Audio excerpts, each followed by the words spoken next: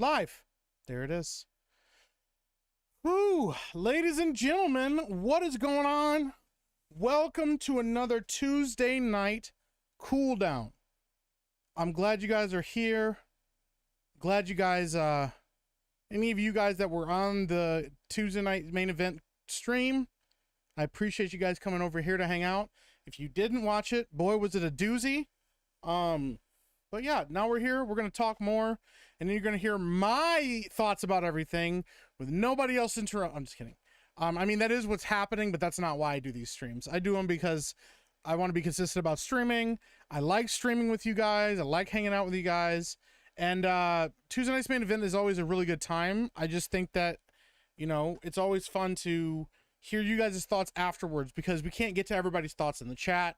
We can't, you know, sometimes discussions have to be kind of like capped at certain lengths, things like that. So I like being able to talk with you guys and hang out. What's up? I already saw 1-800 Danky in here. What's going on, Danky? Caught your stream earlier, was lurking on it, dude. Danky don't miss, bro. He's killing it. Really loving your work, man. I really am.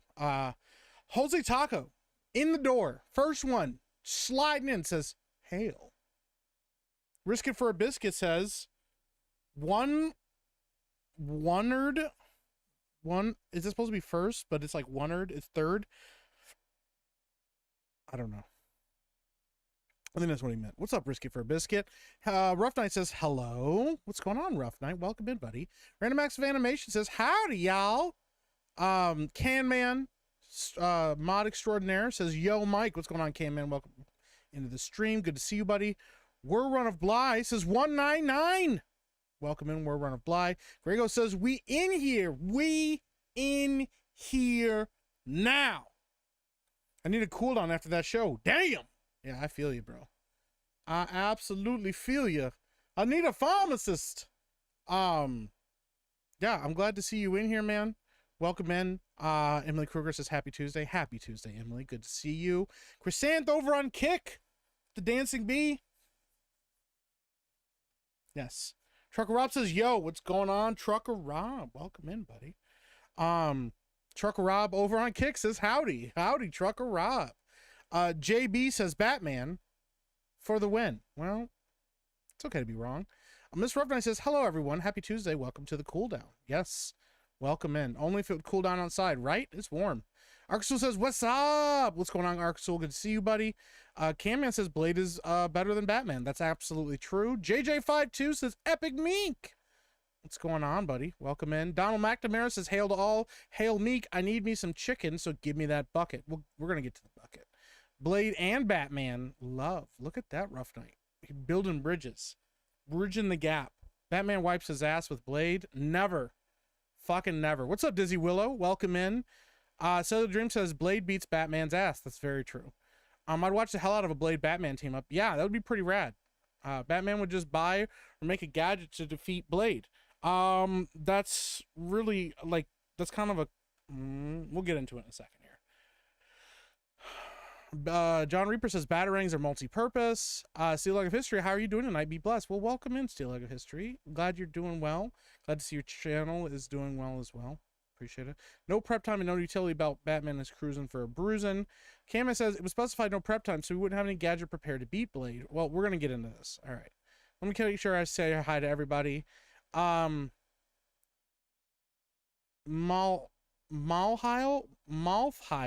221B says raw fight with Batman having no knowledge of Blade. I think he loses. I think you're correct in that. Charles Devane says Hail wrestling has been killing it lately. Yeah, they've been doing a good job. I haven't been catching the shows like I want to. I've been behind and just trying to slowly catch up to everything, but yeah, WWE is they're on an upward course right now. I was really surprised to see John Cena actually retiring. It's pretty wild. So next year it will be the last year we have John Cena as an active competitor in the WWE. Bruce waving. What's going on, Bruce? Welcome in. Aaron says, Robin, hand me the anti-vampire bat spray. Well, that wouldn't work on Blade because he has none of the vampire weaknesses. Turd Ferguson says, Meek. What's going on, Turd Ferguson? Batman is the peak of human evolution. That is absolutely incorrect. Glyneth Let's see here. The King Deplorable says, nom, nom, nom. What's going on, King Deplorable? My Creative Arsenal says, salutations, chat. Welcome in. All right, I think that looks like everybody. The Dank Knight returns, right? Caleb Sullivan says, go blue, Mike. Hell yeah. I think they're going to do it again this year. I really do. Severian says, hail Mike, hail Meek, hail chat. What's up, Severian? Welcome in. And I think Brimstone, we need Beard versus Activision logging again, but still not as good of content as Epic Mike's stream. Well, you're very kind. Irish Jedi 66 says, is it the orcs turning into Mexicans? Well, that's part of it for sure, bro. It's kind of a wild thing. But Batman has plot armor. That is true. He does. He has a lot of plot armor. Unknown says Batman. Greater. Well, you know. Sissy over on Kicks is just stopping by to say hi. Had a rough day at work. Just want to go to bed. Well, Sissy, I'm glad you stopped in just to say hi. I appreciate you. I'm really glad that you're here. Much love to you. I hope you get rest. I hope you feel better tomorrow. And I hope tomorrow's a great day that makes up for today being a rough day. I appreciate you, Sissy. Thank you. Michael Coulter says, yo, Epic Mike, what it is, my friend? What's going on, Michael Coulter? It'd be fun, kind of funny if you're actually the Michael Coulter. Meth Save Me says, I love feet. Well, that's a way to start the stream. The Wayfarer says 199. Welcome in, Wayfarer. Blade didn't pay his taxes. No, Wesley Snipes didn't pay his taxes. Blade, we're not just talking about Blade. Like, we're not just talking about Blade like, from the movies. We're talking about Blade as a comic book character as well. Same with Batman. Reset the Cripple says, I won a 10 graded Yaira Sunday from the Denver Ripaverse raffle at their booth. That's awesome, dude. Congrats. I saw pictures of you over at the meetup. That's rad. I hope you had a good time, man. That's pretty wild, though. Well, yeah, but what did the Joker say in an episode of Batman animated series that, like, nobody takes on the IRS? I wonder if I can find that clip. Where, like, they were talking about, like, tax fraud or something like that, and the Joker, like, freaked out about the IRS. Let me see if I can find it.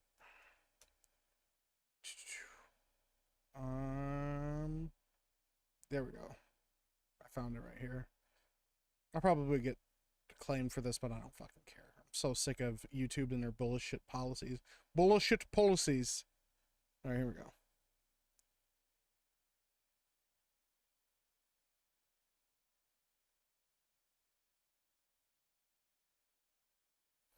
Yeah, because I forgot. Yeah, he got audited for some reason. I think this Batman. This wasn't Batman Beyond. I don't remember. Oh, no audio? Shit. Well, at least I know I'm not getting claimed for it. Thank you. My bad. This should clear up your account.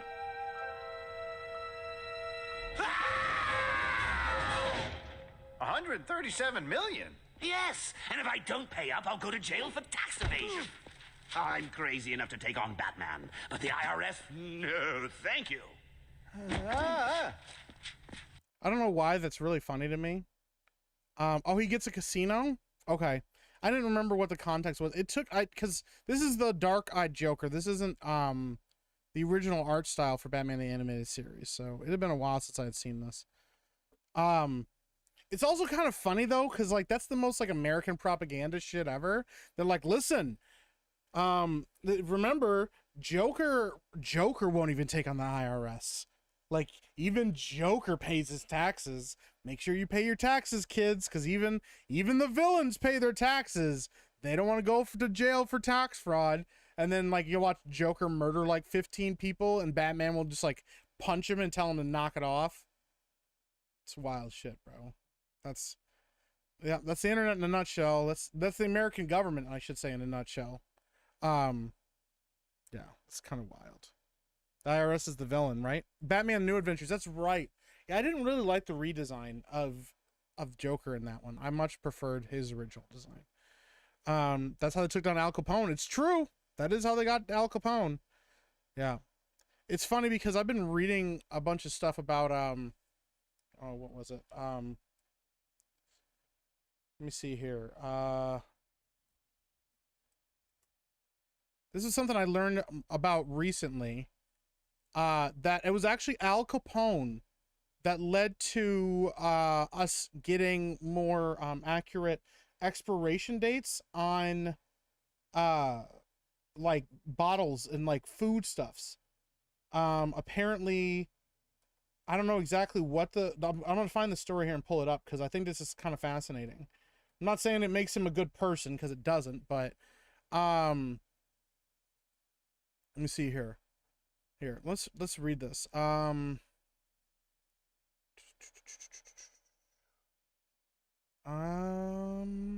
Okay. Pull this up. It's kind of fascinating, and so I thought this would be fun to talk about, and then we'll get into the other subjects on here too. But we're already fucking rabbit trailing. So,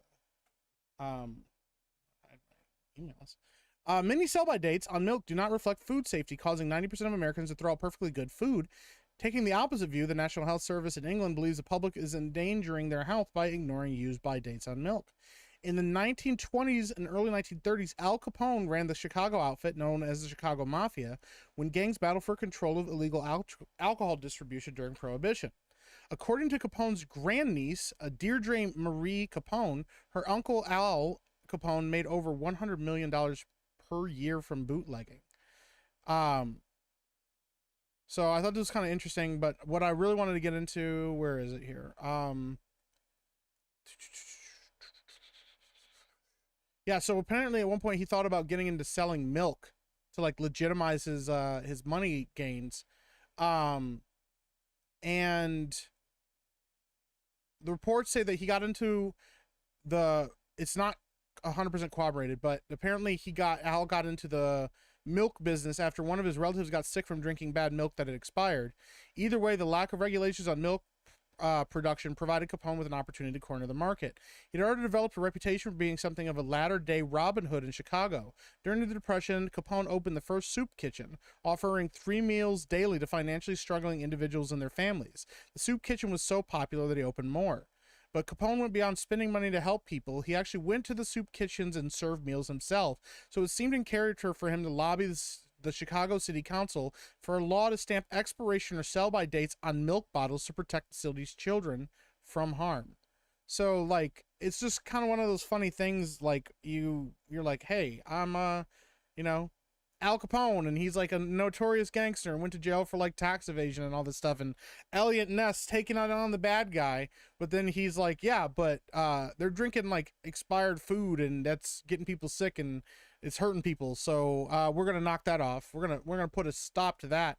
And also, you never hear about the soup kitchens. And I think that's interesting too. It's one of those things. By the way, what's up, Joe C818 Pureblood?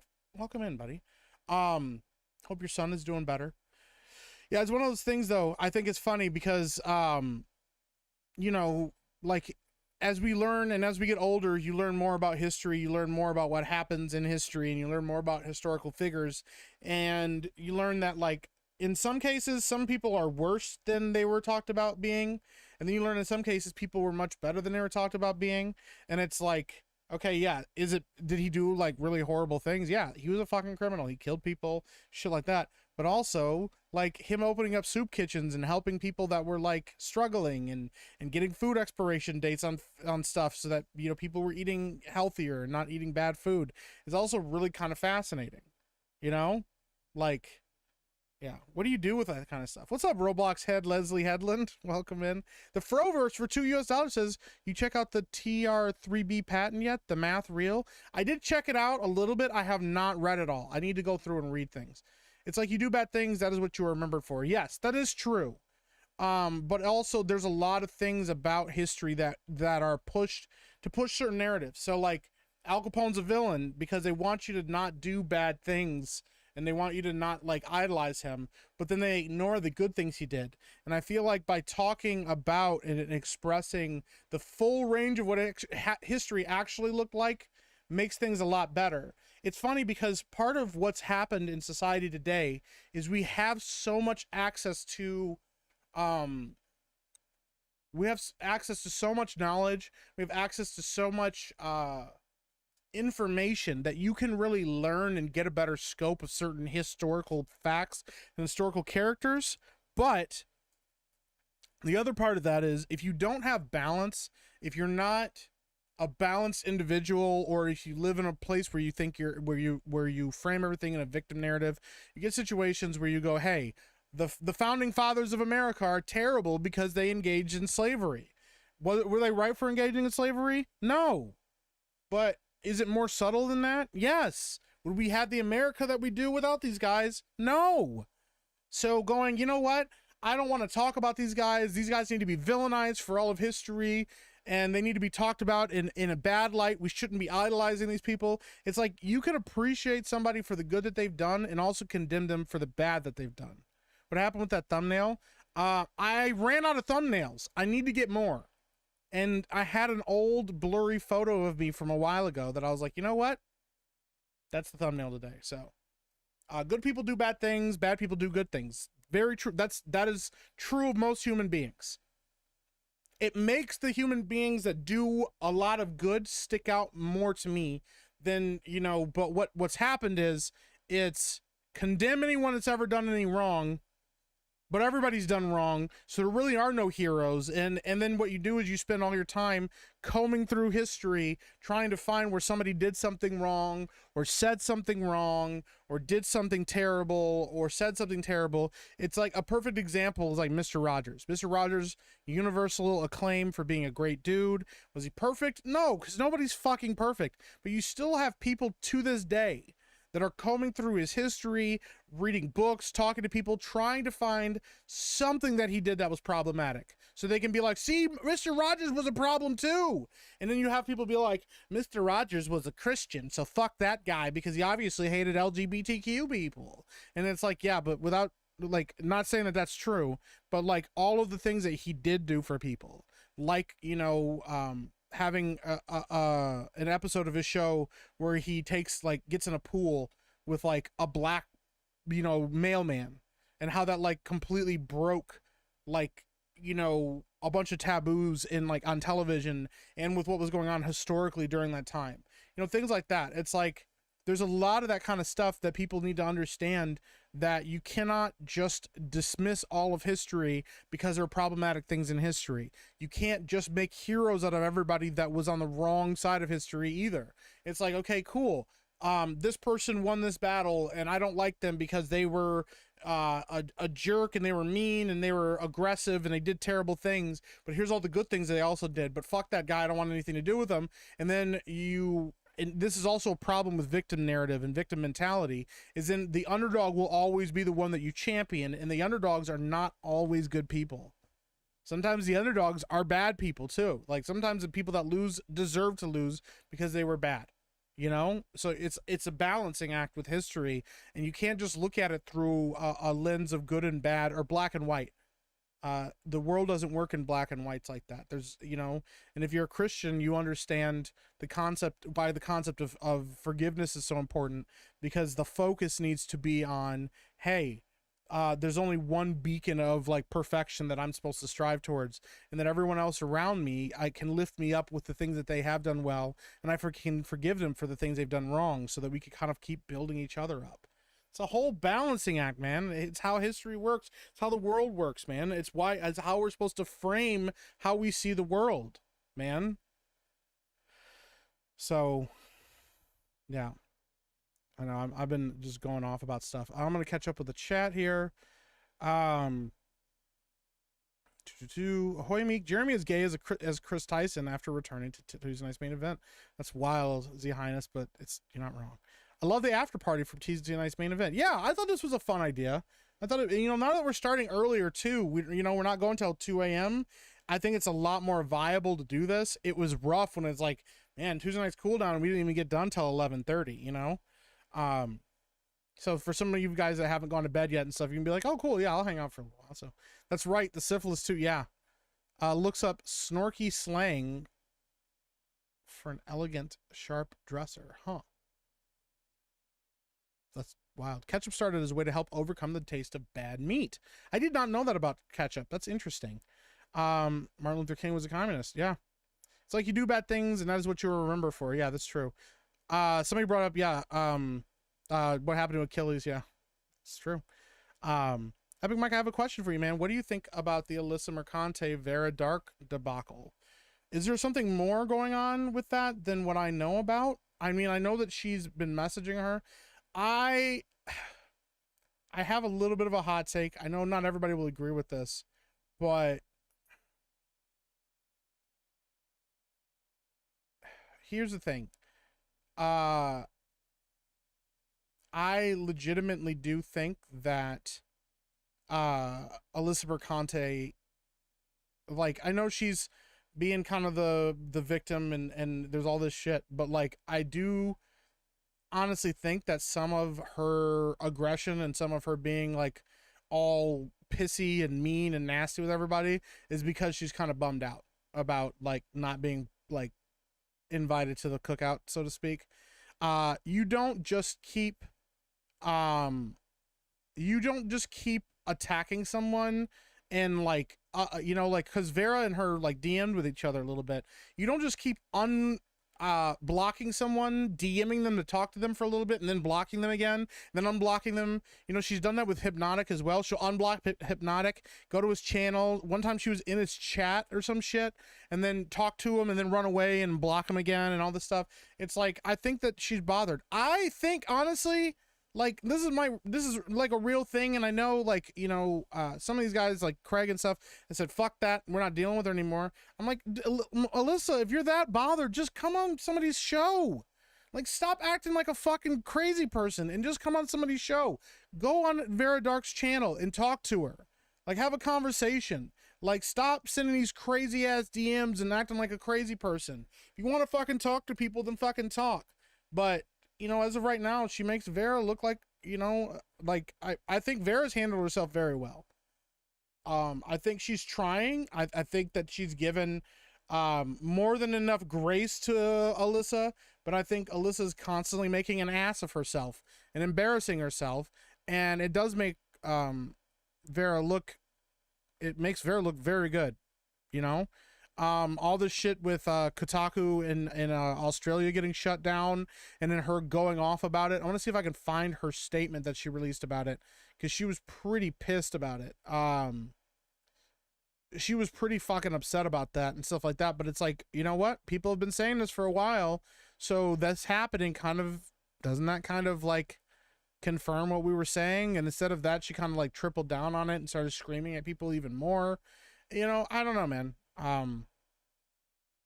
Yeah, I think that it like I said, it makes Vera look like a saint compared to Alyssa. But Vera's awesome. I like Vera. I think she's doing a good job of handling herself, and I think that she's taken a lot of crazy shit from Alyssa that she didn't need to or deserve to. So, yeah, let me pull up this TR3B patent. I saved it, and I will talk about it.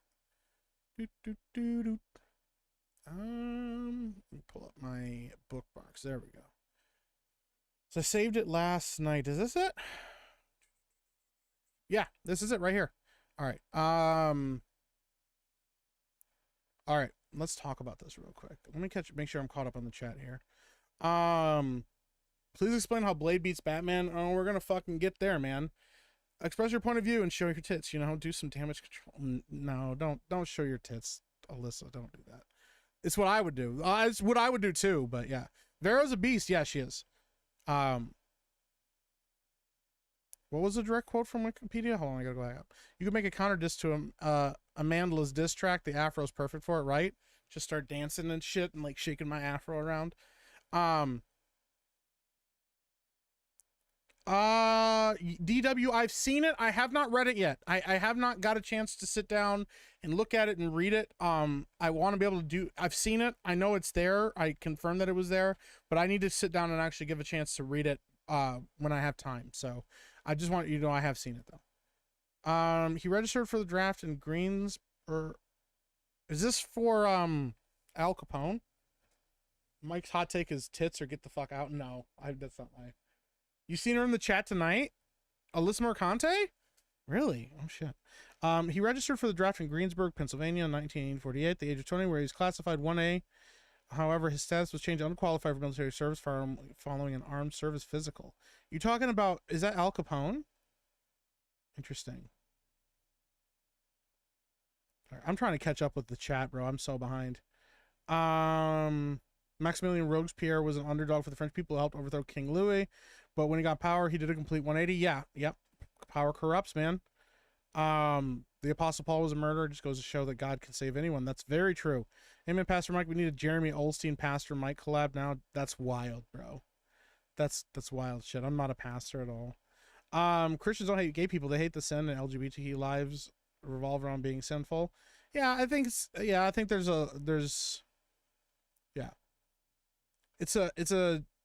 about an actual conversation and about like actual like relationship over you just regular stuff. You know, cornbread, I'll take potato rolls. There you go.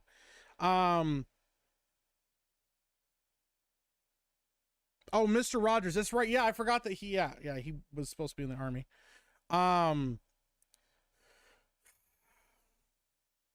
We'll get into this fucking thing here. Okay, I gotta do something real quick. I don't know what the fuck Beardo's thinking. Okay,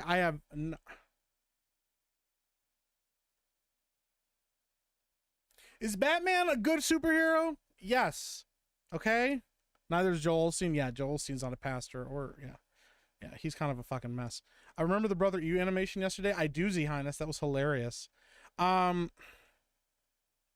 kind of pissed about this. Okay, listen, I get the concept. I get the idea. Okay, Batman, he's resourceful. He's got a lot of gadgets. Like, Batman's cool. I like Batman.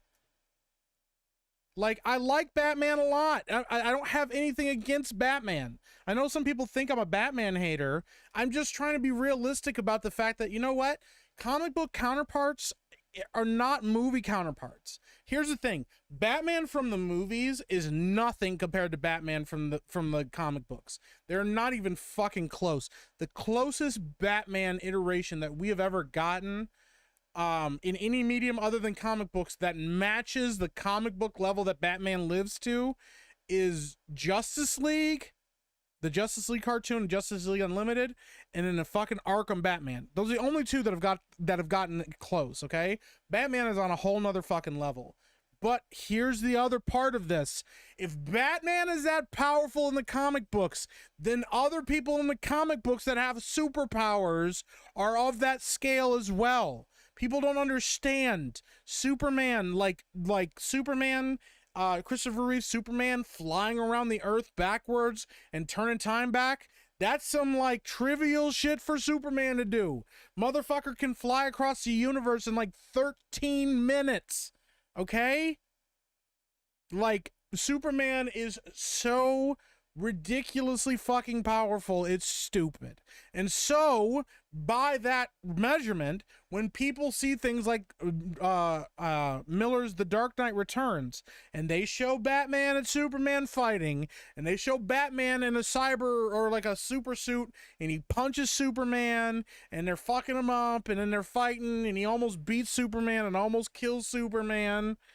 Batman animated series does fall under Justice League, but here's the thing. Batman from the animated series is not nearly as skilled or as powerful as Batman from the Justice League. He's on another level. Even though it's the same Batman, he's on another level when you get to that character. He's actually on the Justice League Batman level. So, Vex Fear says, that's why I don't like Superman. He's so strong, it's just boring. I disagree with that, but that's because you have to write him beyond just what his feats are. I actually have a thing for that I haven't even pulled up on this stream before. From a comic book. I hope I don't get in trouble for showing this off. But anyways, like, here's the thing. So everybody goes, well, Batman has fought Superman, therefore Batman can beat anybody. Like, it would be fucking boring. Okay, here's the thing. Nobody would like Batman as a comic book character if every time Batman fought anybody, he got beat up and lost. He wouldn't be as interesting. People wouldn't like it. Okay, so in his comic books, watch out for the episode of the Acolyte. Yeah, I'll definitely check it out, and we'll talk about it tomorrow. But, like, here's the thing. Batman, in his own comic book, is the hero, so he has plot armor. If he's in Justice League, he's also one of the heroes. antagonists typically overcome whatever obstacles they're facing. So if you have, like, you know, the Dark Knight Returns, and it's about Batman, and yes, it's also about Superman to an extent, but it's mostly about Batman, well, why would Batman lose? If you put that in the comic books and you actually have their power scales actually match each other, what happens? Superman fucking nukes Batman from orbit, or he flies at Batman at a quarter of the speed that he can normally fly at and just rips Batman in half. And you can say, well, Batman has kryptonite, and he pulls out like kryptonite or whatever. If Superman gets enough speed going, there is absolutely jack shit that Batman can do. Superman is so fast, even just running speed, not just flying speed. Superman is so fucking fast, so is the Flash, that they could kill Batman before he could react. It's not on the same fucking level. Okay? What's up, KG Corey? So if that is the case, let's stop talking about this Batman versus Superman nonsense. Stop talking about Batman being able to beat Superman. That is an extenuating circumstance. It's an extreme, and I do not think that it is a valid usage of an argument for Batman's skill in a fight with somebody. Okay? So Batman is lurking about doing his Batman thing, and then he fucking runs into Blade, and Blade is out stalking vampires, and he sees Batman, and he goes, "You're a vampire, aren't you?" And Batman's like, well, he's like, or he doesn't answer because he's Batman or whatever, and then they start throwing down and fighting or some shit, and then Batman assumes that Blade's a vampire, is an enemy, and they start fighting, and maybe Batman is smart. Maybe Batman, or well, not maybe. I mean, maybe Batman is smart enough to catch really early that Blade has fangs. Maybe he goes, "Oh shit, Blade has fangs. Okay, maybe he's a vampire." So he starts, you know, going through his utility belt. Maybe he pulls out some like garlic silver based material that he has, and it explodes in Blade's face, and Blade goes, "Fuck is that?" And that doesn't hurt me because Blade doesn't have any of the weaknesses of vampires. Now they start fighting and throwing down, and Batman discovers very quickly that Blade is faster than he is, Blade is stronger than he is, Blade is also a very skilled martial artist. Maybe not on the same level as Batman, but enough that listen, here's the thing. If you're a great martial artist and you go to fight a fucking boxer, and that boxer is faster than you, he's faster than you, he's stronger than you, he's bigger than you, and you start throwing down with him, I don't give a fuck how many kicks and spinning back kicks and shit you can throw. All he has to do is put his hands on you one time. And the thing is, if he's that much faster than you, like the disparity between what Blade and Batman would be, Batman is going to get hit. And Batman is not superhuman. So all it takes is a couple hits, and Batman is now at a smaller capacity than he was when he's fighting. Okay? You got to understand something, guys. Even this Batman bullshit. Batman admits, if we have a prolonged fight, I'm going to lose because you have superior stamina. I'm going to get tired. I'm going to get worn out. I'm going to take hits because here's the thing. Blocking hits still hurts. Just because you can block it doesn't mean it doesn't fucking hurt. Okay? But here's the thing. Blade is significantly stronger than Batman. So those hits, those blocked punches, those blocked kicks, whether he's blocking swords as well, that shit's going to hurt. And it's going to take its toll on Batman. It's going to take its toll very quickly. Much faster. Okay? Guys, at the end of this fight, Blade is coming out on top. It's just how it is. Maybe if Batman has prep time, maybe he'll figure something out. But Blade has none of the weaknesses of a vampire. And I'm going to tell you right now, a regular-ass vampire at night, in an alleyway, thrown down with Batman without prep time, Batman's going to have a hard fucking time killing that vampire. You guys do not seem to understand that vampires are very dangerous creatures. They're basically wild animals with the intellect of humans. They have all the strength and speed and stamina and durability and unkillability, unless you know specifically how to, of a superhuman.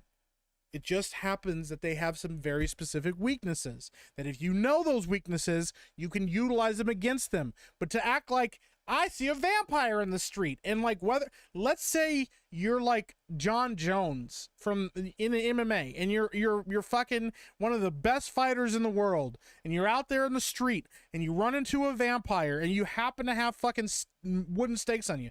Let's just say you have wooden fucking stakes on you at that time, or silver stakes for that matter, and you go, yo, I'm in an alleyway now with this guy. Let's fucking throw down. And you pull out a silver stake and you go to stab that guy. You got to understand that those fucking vampires are going to be faster than you and stronger than you and are not going to willingly let you stab them in the chest.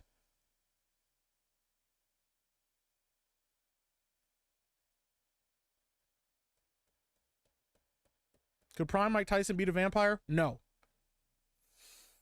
No, he could not.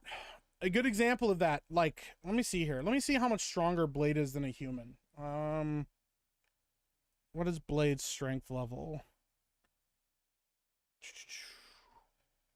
Blade, let's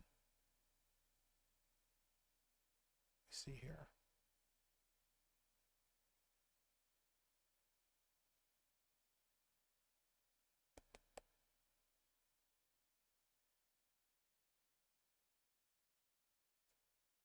Let's see if I can find this. Is this movie Blade or is this comic book Blade? This looks like movie Blade. Yeah, that's not it. I need comic book Blade.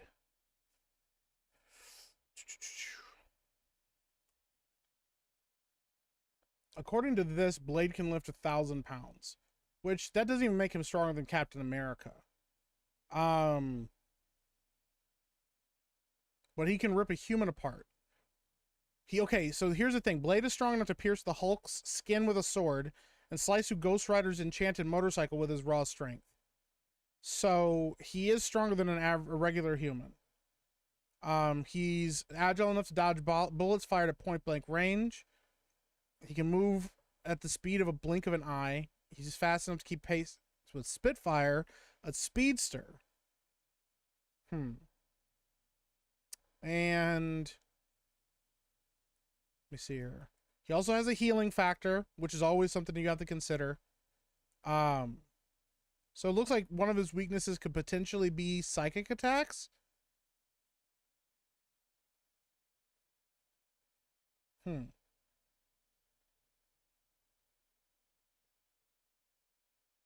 then they get into some more stuff, like apparently he was able to like absorb magic powers from people or magic energy from people, but we're not going with that. So we're just going with like straight up regular like strength and speed feats. He's faster than Batman.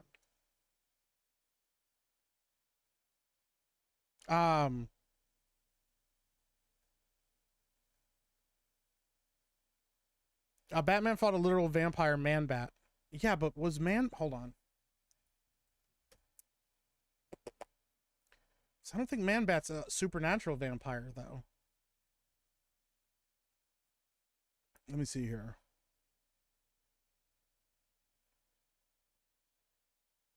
Yeah, Man-Bat's not an actual vampire, though.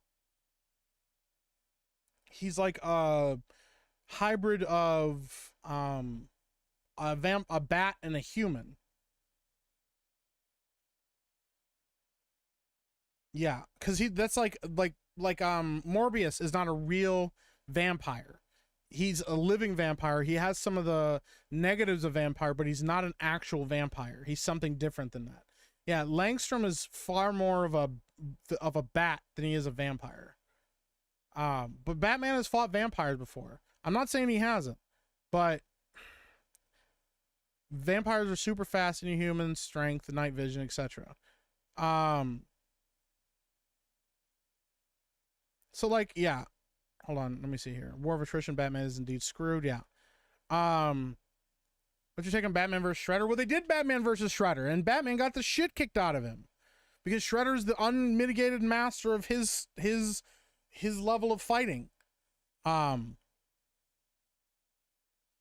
Shredder fucked up Batman, and now Batman came back and wanted to beat him later, but yeah, he's not as strong as a regular vampire. So regular vampires are even stronger than Blade is. Doomsday versus Blade, who wins? Doomsday stomps Blade. That's not even fucking close, bro. Batman is at the same level as like the Black Widow. I think he's a little bit above her. I would argue that Batman is close to as strong as Batman is.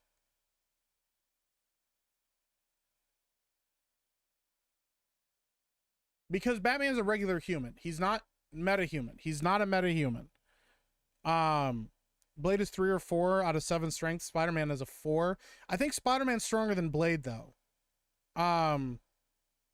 This is the end credits song on tonight's episode of The Acolyte. Is it that bad? Roblox head Leslie Headland for $2 says Beardo's a vampire. He sucks corn the long way. That's wild. Yeah, Ghost Rider's no joke. Yeah, but Ghost Rider's like impervious to damage or some shit like that too. Don't discount Movie Blade. Movie Blade went over on Triple H. That's some fucking power. Yeah, that's true. You let Blade suck down a gallon of blood, and he's gonna suplex you through the earth. That's true. He will get stronger with blood. What's up, Dizzy Willow? Blade kills, Batman doesn't. I'm even arguing. I'm trying to argue that they're gonna try to kill each other, or at least beat each other within an inch of their lives. I don't understand. Like, Batman is a regular human.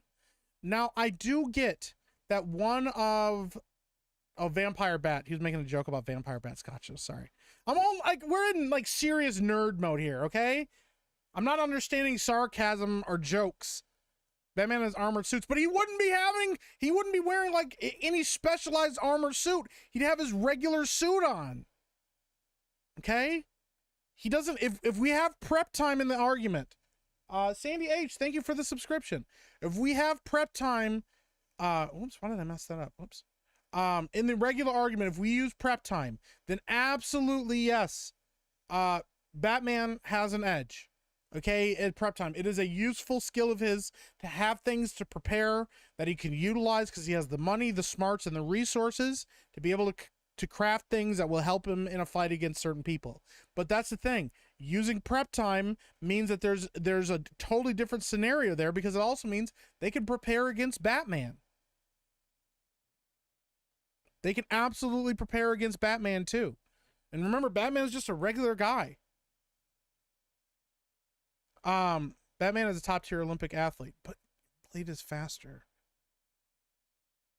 Spider-Man is way stronger, yeah.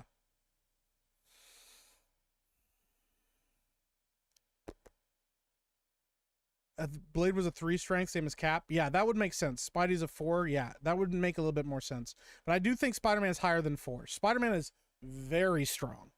Batman has superpowers, fanboy plot armor. I mean, that's fair. Yeah, I don't think the prep time is not a legitimate point when we have seen Batman use prep time to prepare against other villains and know what's coming. But other people can do the same shit too. You know? And the thing is, running into these people are just like, oh, yeah, like, where Batman runs into Blade in the street and they fight, like Batman wins all the time. No, what you're thinking is Batman goes, hey, I have to fight Blade. He's a vampire. He's a damn fear. What am I going to do? How can I prepare against this guy? What can I utilize against him? What can I have at my disposal to utilize against him and fight him? I don't think that that's crippling Batman. I just think that people don't seem to understand that Batman's are just a really smart human. But there are other really smart humans in DC. There's other really smart humans in Marvel. And those guys don't seem to get the same kind of hype that Batman seems to get when it comes to him fighting people.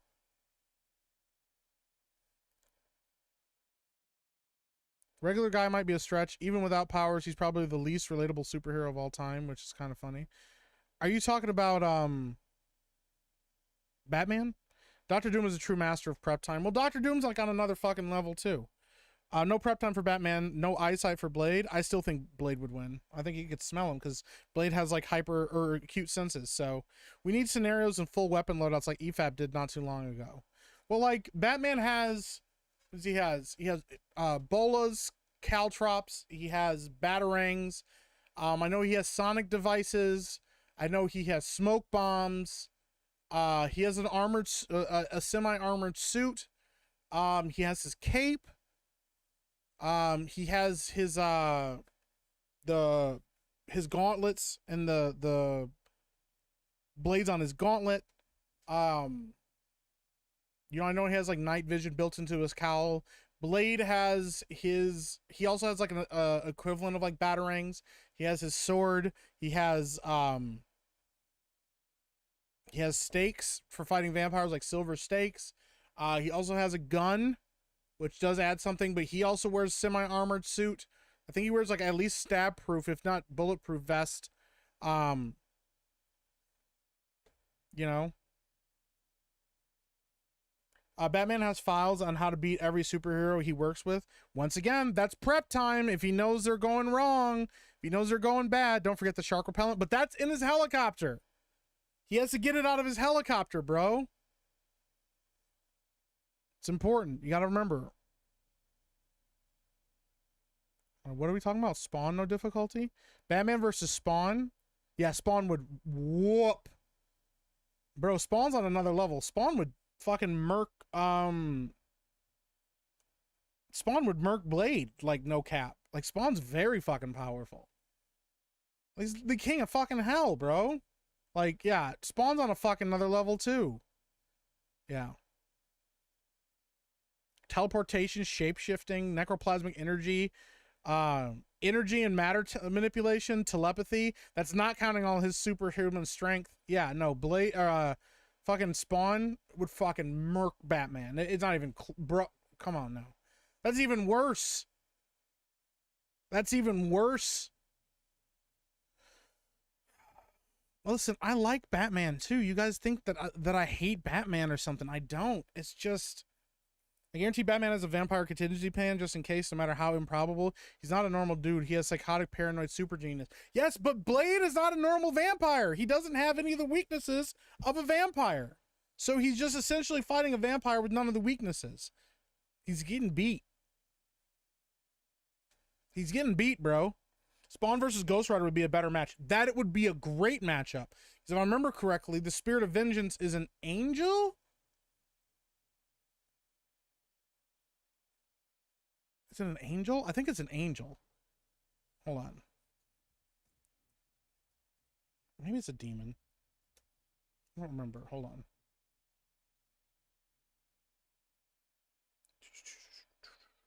Let me see here.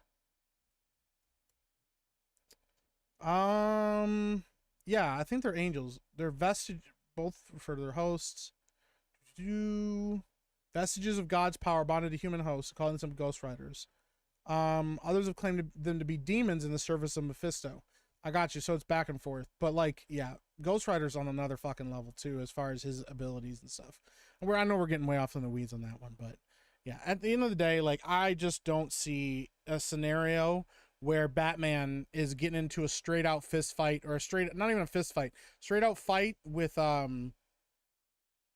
fucking Batman's getting in a straight out fight with Blade and coming out on top. I just don't see it anywhere. I like Batman. I just hate that Batman can eat anybody crap. Yeah. I think him having contingencies for people, but he needs time. Here's the thing. If Batman and Superman are in the same room as each other and Superman just goes and hauls off and punches Batman, Batman dies, dude. Like, Batman fucking dies, bro. It's just over. Blade versus Wolverine. That one I would need to do a little bit more reading about, but probably Wolverine. Wolverine's healing factors is way faster than Blade's. Also, that adamantium is no fucking joke. Yeah, I think Wolverine takes that one more times than not. Johnny Blades was the demon Zarathos. Danny Ketch was. Okay, gotcha. It's not that he doesn't have any of the weaknesses of vampire. He just, as a daywalker, doesn't have trouble with UV. No, he doesn't have any. He's not weak to silver or any of those things. Let me see here.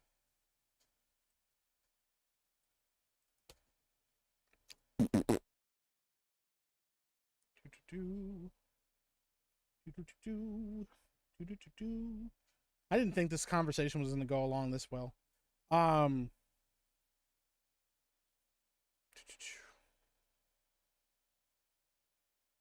Yeah, he's immune to silver, or sunlight, silver, garlic, and EDTA. His one issue is that he has a vampiric thirst for blood. Yeah. Yeah, it's not just that he can walk during the day. He doesn't have any of the weaknesses to silver, to garlic, any of that stuff. So, Space Ghost versus Ghost Rider. That's a good one, actually. I don't know. I think Space Ghost would win that one.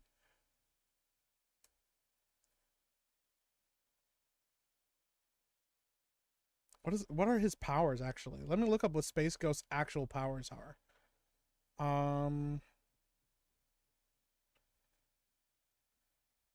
Because everybody knows Space Ghost coast to coast, but then he actually has like superpowers. Space Ghost coast to coast was so fucking good though. Let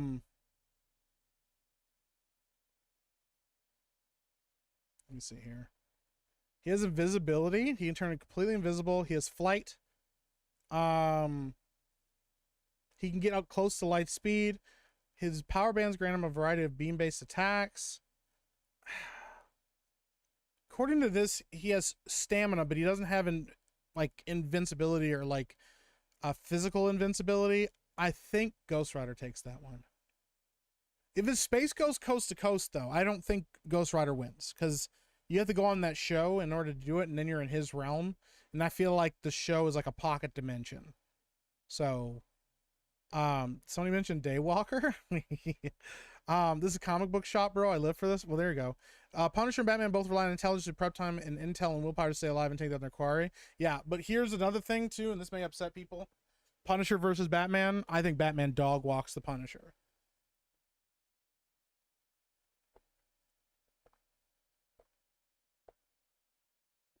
I know he uses guns and shit, but I think I'm gonna be honest. That may upset people. I legitimately think Batman will dog walk the Punisher almost every time. Yeah, unless Punisher catches him off guard with like a sniper rifle or some shit. Billionaire versus billionaire. Iron Man versus Batman. Because of Iron Man's suit and that being the weakness being he's a guy in a suit, I would argue like 60-40 Batman. I think a guy in a suit is not something that Batman could not deal with. You can affect the armor. You can short circuit the armor. The armor is not invincible in any way or impervious to damage.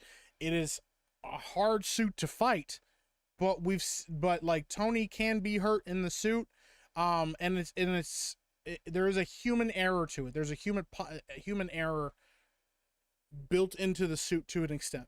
So I think maybe 60-40 Batman there. It's a really good question though. Yeah, this is good shit though. That shark repellent shit is crazy. Just blow him up. Superman punched a dude's head off by accident. It wasn't Peter, but still, or Spider-Man. Yeah, well, Spider-Man could also punch a guy's head off if he wanted to. I still like Batman versus Superman. I get liking Batman versus Superman more than Superman. I understand it. It's just people don't understand like how fucking strong Superman is. I'm heading out, Mike. Later, Mike in chat. Hey, later, Cajun Corey. I appreciate you, buddy. I don't think Space Ghost was any good at fighting, really. I mean, I don't know. He had superpowers, so. Blade's one weakness is the IRS. Yeah, well, everybody's going to jail then. He-Man versus Wolverine. Ooh, that's a really good one. I don't know enough about He-Man's power set. Like, I know he's got, like, strength and stuff, but I don't know. Okay, the Power Sword grants 9 indestructibility, energy absorption, projection, shape-shifting. That sword is going to be important.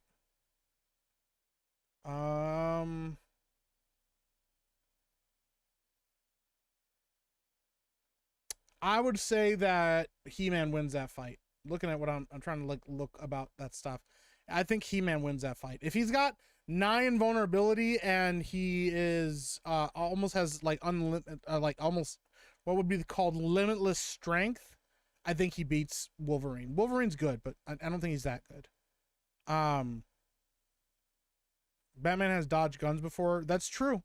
Yeah. Punisher's willing to kill, his only real advantage. Yeah.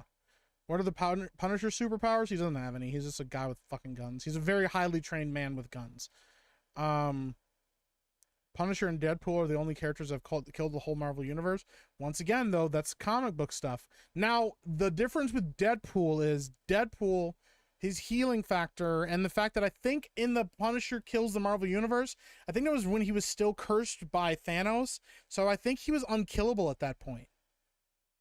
The other power that Deadpool has an advantage over them is his knowledge of the fourth wall, which means he can get access to things that we don't have, that none of the comic book characters could have access to, like threatening the writers and things like that. So, Bruce Wayne could pull strings at the IRS. That's probably true, though. What's up, Krista? Welcome in. I hope you're feeling better, Krista. Punisher and Batman have been in a comic book together, and they brawled, but Joker was Frank's target, not Batman. I thought Frank beat Bruce despite not getting Joker. Interesting. I don't know. And the Punisher beat Daredevil, though. I don't think he's such a pushover. He's not a pushover, but I think Batman dog walks him.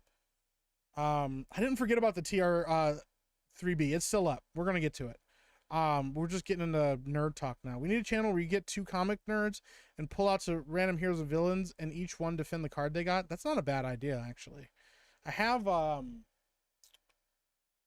game over there sitting on my side table. Is like dice and cards. I don't remember what the name of it was, but it was like you had Marvel, you had DC, you had other characters, and they had cards with like different powers and abilities on them. And you got dice with those cards as well, and you could use those to like battle other people. What is it made out of? And Wolverine cut through it. I think his sword is just made out of magic. Let me see here. He-Man's sword is, let me see here. Fictional sword for the Master of the Universe toy line is sometimes referred to as Sword of Power, Sword of Grayskull. Trying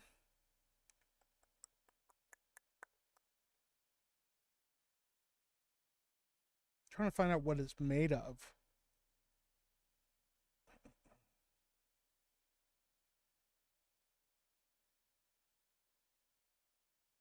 I don't know if it's breakable or not.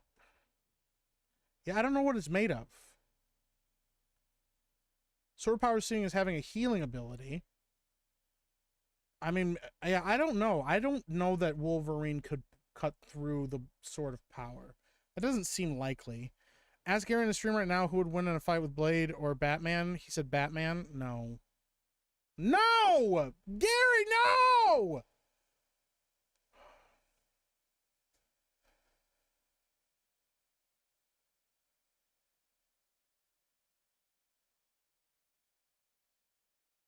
I'm never going to hear the end of this from anybody. Wolverine's not been knocked out before. That is true. He can take enough damage to get knocked out of. Or knocked out. Here's a good one. Thundar the Barbarian versus He-Man. That is a good one. I think He-Man wins that one,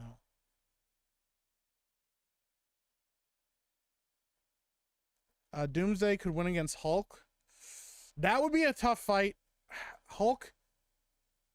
Comic book Hulk is beyond strong. Like, comic book Hulk is like next level strong. Like, he is well within the range of like Superman's strength. But Doomsday does have super like Kryptonian powers. That would be a tough one. I don't know.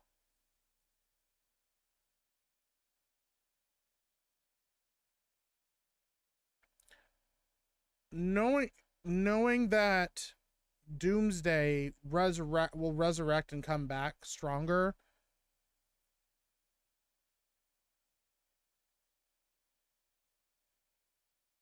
That's a tough one.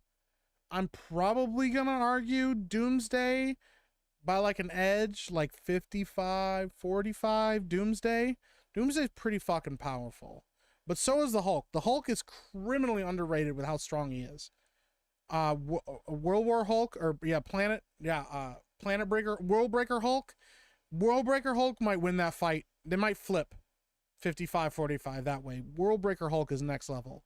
Because the thing is, like, World Breaker Hulk fought Sentry, and Sentry is Superman level strong, and they fought each other to a standstill. Now, granted, Sentry didn't really want to be in that fight and didn't really want to deal with it. So it wasn't like Sentry was out to kill, but Sentry is Superman level strong, and they did tussle with each other. And if I remember correctly, the way it ended was they both reverted back to their regular forms, and then Sentry cried and asked Bruce to knock him unconscious, and Bruce knocked him unconscious. So, I mean, going by the comic book, once again, that's Hulk's comic book. Hulk wins that fight, but saying that like that, Hulk can fight Superman level power. Doomsday probably wins that fight, unless it's Worldbreaker Hulk, and then Worldbreaker Hulk probably has the advantage a little bit. So, but the other thing is, Doomsday doesn't depower, so if Adamantium gets bent, that would hurt the hell out of Wolverine. That's true. Anytime you throw magic into a fight where somebody has no magic, then that is a big thing. That's very true. Punisher versus DC's The Vigilante. Who wins? I think Punisher wins that fight. Vigilante's power is good, but I think Punisher wins. Doomsday would win. He'll just come back to life, yeah. Epic Mike, what about the original Hulk played by Lou Ferrigno? He would die. Lou Ferrigno's Hulk would die against a lot of comic book characters. He's powerful. He's very strong, but he can be hurt, if I remember, by gunfire. He's not bulletproof, and they do kill him. Like one of the final like television movies for the Hulk, if I remember correctly, like David, because it's not Bruce in that, it's David. David, like if I remember correctly, it's the final movie that they did. They kill the Hulk in it. He drops out of a plane. They like fly him up into the air, and he like throws himself out of the plane as the Hulk because he doesn't want to like be a problem anymore for anybody. And if a plane crash or him jumping out of a plane and can make him fall to his death, it's not really the same Hulk. So, Ultimate Avengers, they treated Hulk losing his shit in New York City as bigger disaster than 9/11. Yeah. I still have all my superhero card sets from then, DC, Marvel. Are we talking about, oh yeah, did somebody remember what that card game is? I need to find the cards. I just don't want to get up and go get them right now, but I don't remember the name of that card game. But it comes with cards and it comes with dice, and you use those dice to like play the game or whatever. The cards are like the power sets. Spasmo 777 gifted 1 membership. There we go.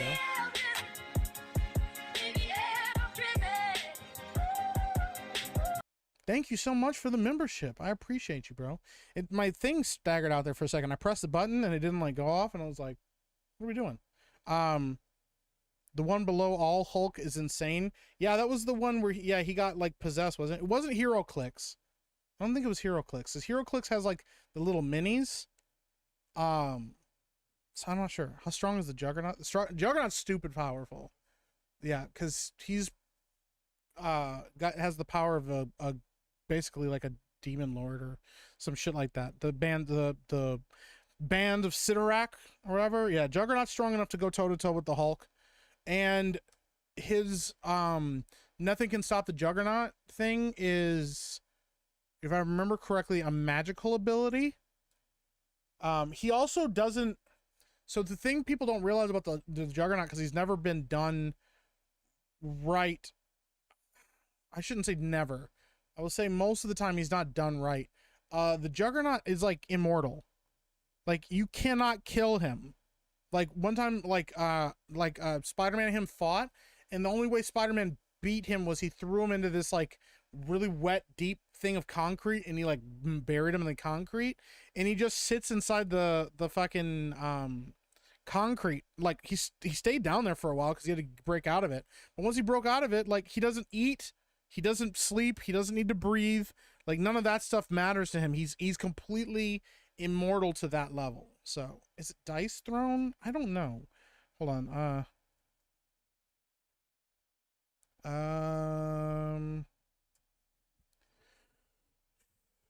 Is it Dice Masters? Okay, I think maybe it was just DC. Okay, it was called Dice Masters. I think it was Dice Masters. Why is my shit going so slow? It's weird. Yeah, I think it's just called Dice Masters. Oh, I have a bunch of shit up, that's why.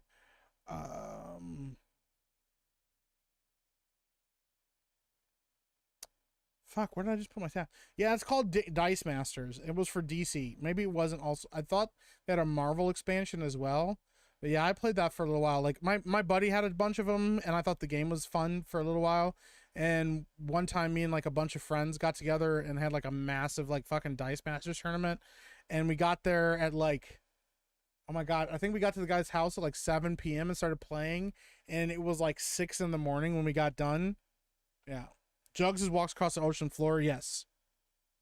Yeah, Juggernaut in the comic books is like no fucking joke, dude. And they keep turning him into like a weird like mutant character. He's not a mutant. He's a regular person, and he found a fucking magical item that gave him his powers. He is not a mutant. So a lot of people forget, or when he's there, because they're like, oh yeah, we put Juggernaut into this, isn't that cool and stuff, and they go, well, nobody will understand if he's not a mutant. They don't, you know, so they always make him a mutant, and to me that makes him way worse than if he could just be if he was just what he is. Like, don't put him in shit like Deadpool. They didn't really explain it at all. Deadpool, they just kind of had him in there, and his look was probably the closest we've seen to Juggernaut as far as his size and shit like that. But he basically gets beat by Colossus, and Colossus can't beat the Juggernaut in a fight. Like a stand down hand, like a balls to the wall, knockdown, drag out fight. Juggernaut's taking that fight. X-Man: The Last Stand was pretty close. I'm the Juggernaut, bitch. Does Juggernaut get stronger the more things he destroys? I don't know if he gets stronger. He gets stronger the more momentum he gains. The only person I know that stopped him was Professor X, and that was only after his helmet was removed. Yeah, that's true. They're also brothers. Or half brothers? I think they're half brothers, him and Professor X. So, movie and TV series Blade versus comic book Blade wins. That's a good one though, Joe. Yeah, but comic book Blade is just way more powerful. The comic book counterparts to all of these characters are always way more powerful. Let's see here. Juggernaut versus Spawn. Ooh, that's a good one. Spawn kills demons. DC with Dice Masters. Thank you, Night Saber. Yeah. That's a good one. I think Juggernaut takes that one too. Gary just answered your tweet. What? The fuck is going on? Oh, is Gary responding to my tweet? Oh, fucking hell. Yeah, the character's vulnerable to mental attacks. Well, okay, then I think we probably should give that to Spawn, because Spawn does have telepathy. You guys gonna get me in trouble with Gary? Is this what we're doing right now, like with our lives? Hold on real quick. I did want to show you guys something really cool that this guy did. This will just change things up a little bit, but I just saw this on Twitter and I thought it was cool. Oh, Doc Joe, that one's not gonna go the way you think either. Yeah. My daughter wants me to mention your hair is epic. Well, thank you very much. I appreciate that. Hold on real quick. I just thought this was cool. Somebody posted this, said guys will see this and say hell yeah. I did, and I thought this was pretty rad.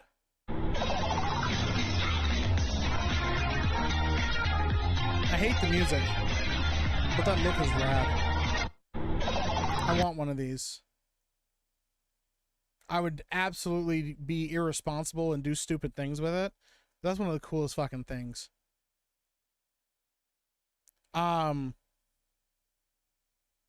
Let's see here. Hulk versus Doomsday depends the version of Doomsday too. That's true. That's true. That's why I said it would be close. What's up, Rain? Hail Epic Mike. Great TMNT. Sorry I'm late to the stream. Had to pick up my daughters and drive 1.5 hours home. Dude, no worries, man. Glad you made it, guys. You made it safely, man. Glad you were able to get your children safely, get them where they needed to be. I love that. That is awesome. Yeah, I thought that was pretty rad. Dr. Manhattan versus Scarlet Witch is Dr. Manhattan every time. Dr. Manhattan is one of the most powerful characters in comic book history. It's kind of fucking wild. It's actually like kind of nuts. Oh, he said, Gary said, nope.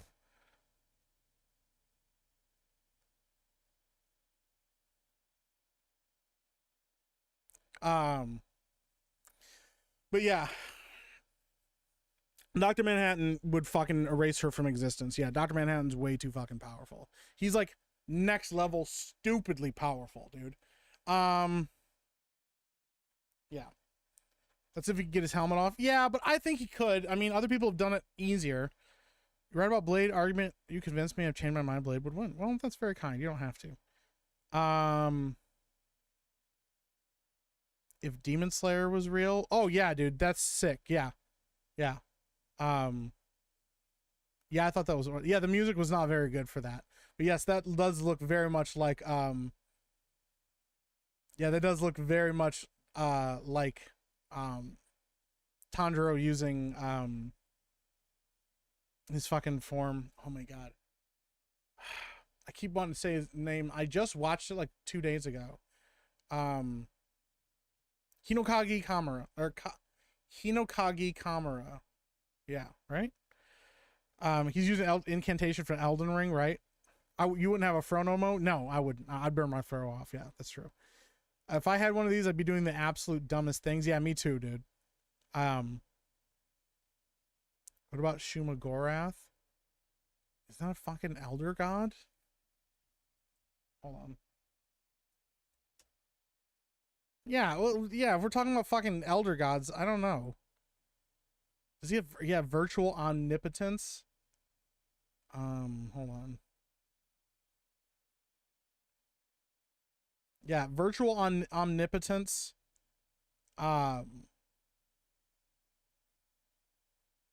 Magical energy manipulation. Looks like he can't be harmed by anything other than magic. So yeah, he's gonna win a lot of fights. Yeah. Yeah, elder things, elder gods are yeah, they're kind of next level. You can't really fuck with them. It's like Cthulhu. Like I spent a ridiculously large amount of time and effort and research trying to figure out exactly what you could do to build to build like D&D characters. This was Pathfinder first edition. Figure out how to build a team of people and Pathfinder characters that could go toe to toe with Cthulhu, because there is a statted version of Cthulhu in Pathfinder. The problem is Cthulhu always regenerates, so you have to figure out a way to get rid of his regeneration. I spent a lot of time figuring that fight out and how to do it. I did figure out a way to, but it would take a lot of work, take a lot of effort, and it would be like you would lose characters in that. Even level 20 characters in that game would have a hard time fighting Cthulhu. Frank Miller versus his own sanity. Well, Frank Miller loses that fight every time. He yeah, Frank is on another level of insanity. Battle of the Sentient Capes, Doctor Strange versus Spawn. I think Spawn takes that fight. Doctor Strange is pretty fucking powerful. I don't think Spawn's anything he hasn't seen before, but I think Spawn is a lot tougher than Doctor Strange. Like stamina and stuff wise. So Frank Miller versus Alan Moore. I don't know. I can't even pick that one. Joe C818 Pureblood, the Punisher versus the Comedian. Because the Punisher, the Comedian is supposed to be based on, I think he's based on the Punisher, if I remember correctly. And because of the way the Watchmen universe works and it's supposed to be more grounded in reality, I would say the Punisher probably wins that fight every time. Or just about every time. The Comedian's pretty fucking scary. But I think Punisher takes that fight just about every time. Because I think that the Punisher is closer to Ozymandias in skill, and if Ozymandias can beat the Comedian in a fight, then the Punisher can beat him in a fight. So, what the Acolyte? It was the worst episode so far. Yikes, dude! Remember She-Hulk basically breaking her hand on Surfer's face, and he was relaxed, didn't even budge. Surfer's probably my favorite superhero in comic. Dude, the Silver Surfer is great.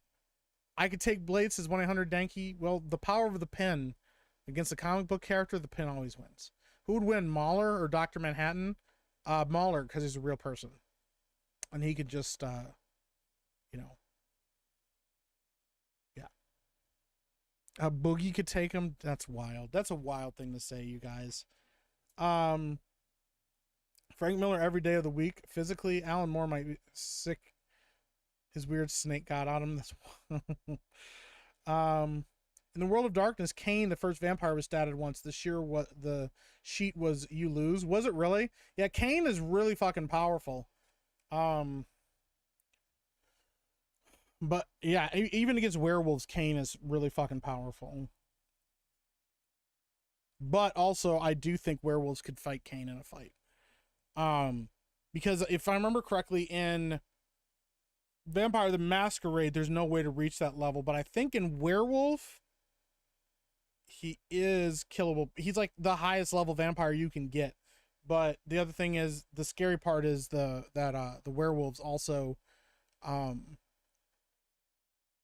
they come in packs. So, but yeah, that's really funny. If that's just his stats are just like you lose, like you just don't win that fight. You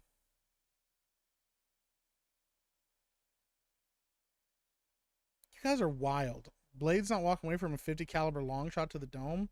Pretty sure he could survive getting shot. Why do you guys hate Blade so much?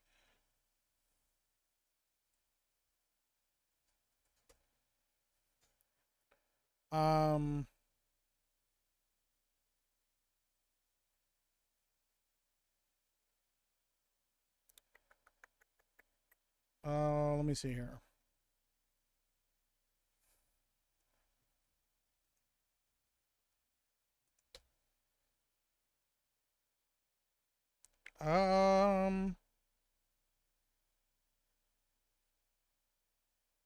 He can survive being shot, but I don't know. Maybe a 50 caliber to the head could kill him. I'm trying to see if I can or not. I don't know. You guys just, why do you hate Blade so much? ISAM versus Batman. See, now Ripa addressed this one already. He said right now, as ISAM is, he said Batman, but he said ISAM later in the later written and stuff like that. He said that he thinks we'll have to see, which I think that's his answer. I think that's the way he's saying it, is that means that that ISAM could win.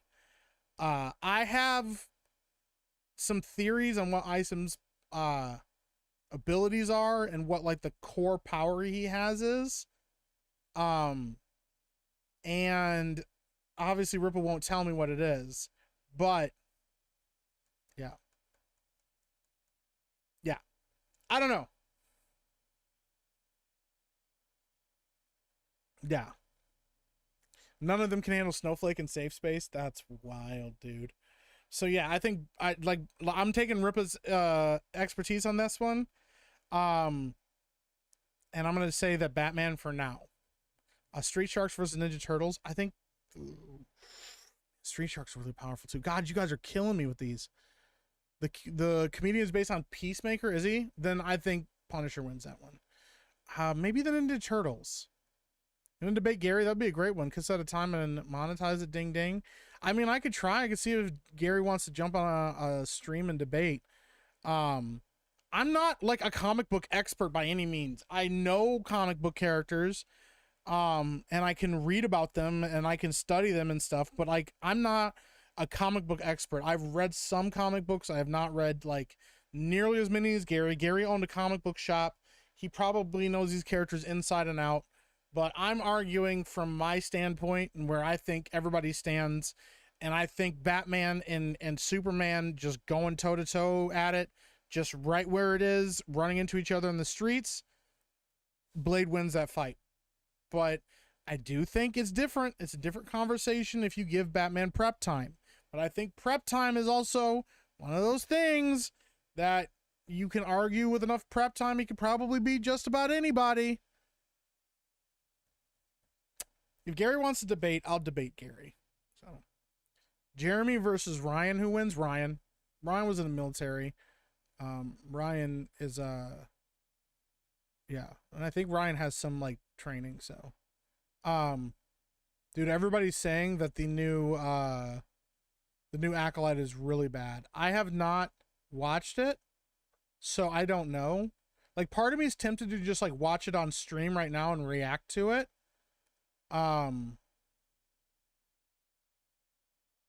So I don't know, but I'm yeah, I like, part of me wants to know, but part of me wants to wait, and I'll watch it tomorrow. I don't know. Yeah, Ryan wins against Jeremy every time. What if Manhattan and Thanos had a baby? Oh, Dr. Manhattan or Mr. Who's Mr.? You mean Dr. Manhattan and Thanos had a baby? That would be a really gross baby. Dr. Voodoo versus Spawn. That's a good one too. I probably will give it to Spawn, but Dr. Voodoo is pretty fucking powerful too. Because he's black, that's wild. Not as strong as Kane from Kung Fu. Well, Kane from the World of Darkness is. He's like the first vampire. Pretty fucking powerful. You guys are killing me, dude.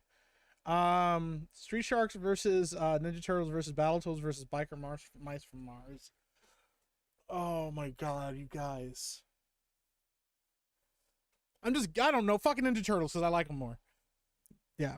Even level 6 Garu lose to 3rd generation clan founder vampires. That's true. The problem is Garu always come in packs. That's the difference. So it's about how many, and if you're going to go up against a vampire of that level, you're going to have more than one. And depending on what those Garu are too. Modern Batman would lose a blade because he wouldn't hurt a person of color. That's wild. Not if the hydrostatic pressure makes his head explode like a water balloon. Shuma Gorath versus Cthulhu. If I remember correctly, Shuma Gorath is unkillable and undefeatable. So let me see here. Well, no, compared to the two.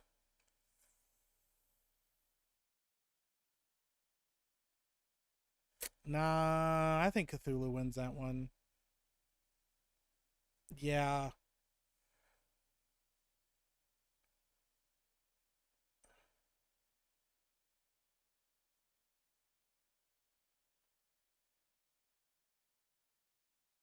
I think Cthulhu wins that fight. Yeah, because Cthulhu is also like, Cthulhu is unkillable. So, did I ship Gorath is unkillable? I meant Cthulhu is unkillable. So Cthulhu is unkillable. It's yeah. I just don't think there's a way. And Cthulhu can like regenerate really fast. So then he would pay reparations. That's wild. Street Fighter, Guile versus Johnny Cage. I think Guile wins that one. Johnny Cage is good, but he's not that good. And ISAM has the power of Grayskull.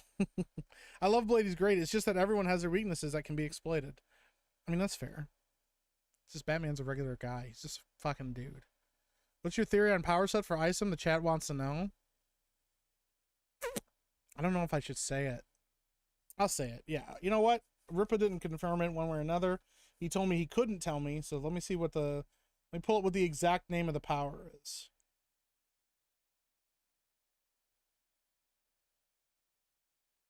Okay. So I asked, he will not tell me. So I'm telling you this right now. This is not a spoiler. This is not me confirming anything. I do not know whether this is right or not. None of this has been confirmed. This is my speculation as a reader with zero insider information. Okay? I think that ISAM's power is a form of what is described as reactive adaptation. Okay? I'm going to describe that as the power to immediately adapt to danger and harm. It's also called instant adaptation, instant evolution, reactive evolution, spontaneous adaptation. The user can either instantly develop powers or abilities to deal with threats, or their bodies dynamically learn from experience. Depending on the user's control of the power genetic structure, the reactive effects can be permanent or temporary. For example, after a certain situation, the user's skin may become tougher. They may display increased IQ after a difficult test, or fortified emotions after a personal argument. The user may be able to read different languages after moments of looking them up. I don't think it's that, but here's the part that some users may develop enhanced durability after being shot, or grow dermal armor, or gain the opposite power of their opponent. In some instances, a magical object may express similar powers. So, yeah, I think that his ability or his power is reactive adaptation. And the reason I think that is because throughout ISAM, things like, you know, the line, I can train my body to do things that it shouldn't be able to do, him falling on the car, but he lets a line go. He says a line, I think in ISAM 2, where he expresses that, as long as he can see it coming, or as long as he sees it coming, he can deal with it, or something like that. It's something along those lines, which tells me that his power is based on his awareness. And there's a part where he gets ambushed by these monsters, and one of them bites into him and leaves a wound. But then later he fights those monsters, and they can't hurt him. But it's because I think he sees it coming, and so he can adapt his body to them. He also at one point gets grabbed in ISAM 2 by a monster and reacts to it in a way where it looks like he absorbs the energy being pushed upon him that the enemy's trying to use against him. It looks like he uses it to escape. So I'm not going to give any more than that. If you haven't read the comics, you got to read them yourselves. I don't want to spoil everything, but I think that his power is reactive adaptation. So Storm for the win. Storm is fucking great, dude. Storm is awesome. Storm has an amazing power set. That's why she's an Omega level mutant. So people sleep on Swamp Thing as his skill set. Yeah, Swamp Thing is like way higher up on the scale of superhero and superpowers than other people realize. Yeah, Swamp Thing's pretty powerful. Pre-mutagen Splinter versus Stuart Little. Splinter, because he actually learned all the ninjutsu as a rat first, and then used it once he mutated. But that would be a great fight to watch. Watching Stuart Little get the shit kicked out of him. Epic Mike of the Geeks and Gamers crew and Neurotics. Who would be the last one standing in a WWE style Royal Rumble? Who would have the gayest outfit? Oh, the Geeks and Gamers crew and the F&T crew? Who would win that?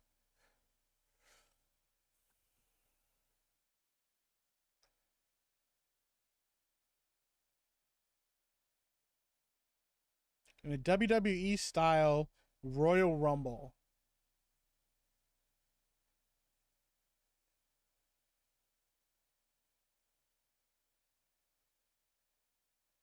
That's a really good question, man.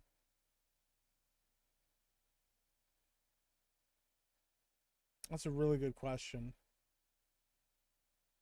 I'm gonna be honest. One of the things that we've noticed about, one of the best things about, the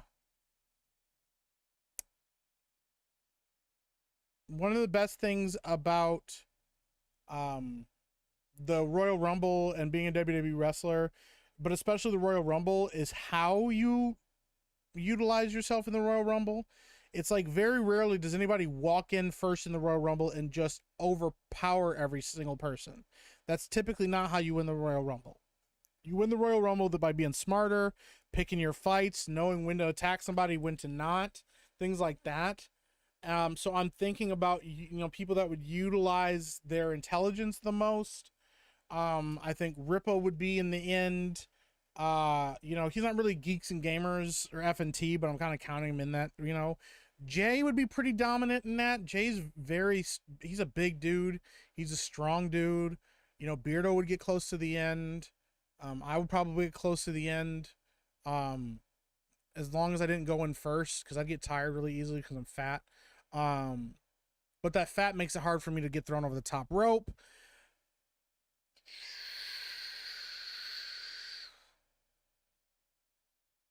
You guys are not going to like this answer. You guys are not going to like this answer. I think Ben would win the Royal Rumble.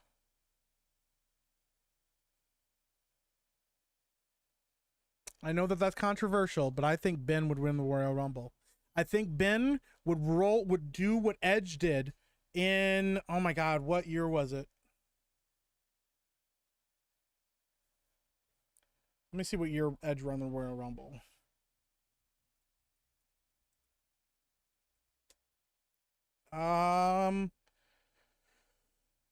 He won 2. Was it 2010 Royal Rumble? I think it was 2010. Edge got hurt, fell down on the mat, and rolled under the bottom rope and hid under the ring the whole match. Okay? And then at the very end, whoever it was, I think it might have been Randy Orton, was at the very end, thought that they had won, and Edge came back from under the ring, hit his finisher, and then threw Randy out of the ring. I think Ben would pull that. I think that that's what Ben would do. I think Ben would hide the whole match, miss the entire thing, wait till everybody was tired and exhausted and worn out, jump into the ring with a chair, hit somebody in the head with a chair, and then roll them out of or throw them over the top rope. So.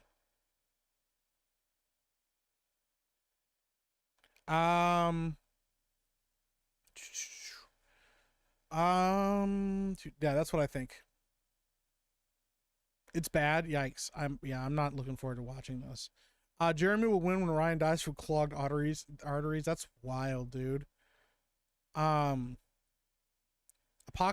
versus Darkseid. Darkseid wins. Darkseid's stupid fucking powerful. Apocalypse is good. Apocalypse is very powerful, but yeah, Darkseid stomps him. The reason I'm so engaged in this ridiculous discussion because I don't want to watch The Acolyte. That's fair. I respect that. This is a good way to avoid watching The Acolyte. We're all having a good time here not watching The Acolyte. A squadron of 1978 Battlestar Galactica Colonial Vipers led by Apollo versus a squadron Star Wars Rebel X-Wings led by Wedge. So I have never watched Battlestar Galactica, so I do not know the capabilities of the ships in Battlestar Galactica.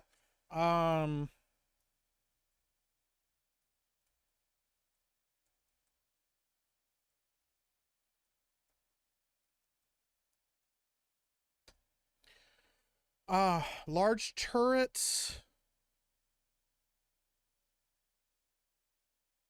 Manually aimed lasers. Okay, so it's lasers versus lasers from Star Wars. So they're similar, but I don't know the speed or like the offensive capabilities of the Battlestar Galactica ships. I don't know what they are. I'd have to look more into that. Retard strength versus Navy training. I got Jeremy. That's wild, dude. Jeremy has a Bama blood, but he does wear soy pants, so there's that. Gummy bears versus Care Bears. Care Bears, because they have the Care Bear stare. That final attack is pretty fucking brutal. Extra Girl tossed Chris out like she was nothing. Extra Girl has the heart of a warrior. That's true. Unique matchup: Spider-Man versus Batman Year One. Spider-Man. Spider-Man fucking clears Batman every time. That's even like less of a fight than Blade. Spider-Man clears Batman. Fucks him the fuck up. Cause I'm going by Spider-Man like not holding back. You know, Spider-Man not holding back, 100% going all out, balls to the wall, telling you right fucking now, it is Spider-Man. Comics Division just subscribed. Uh-oh.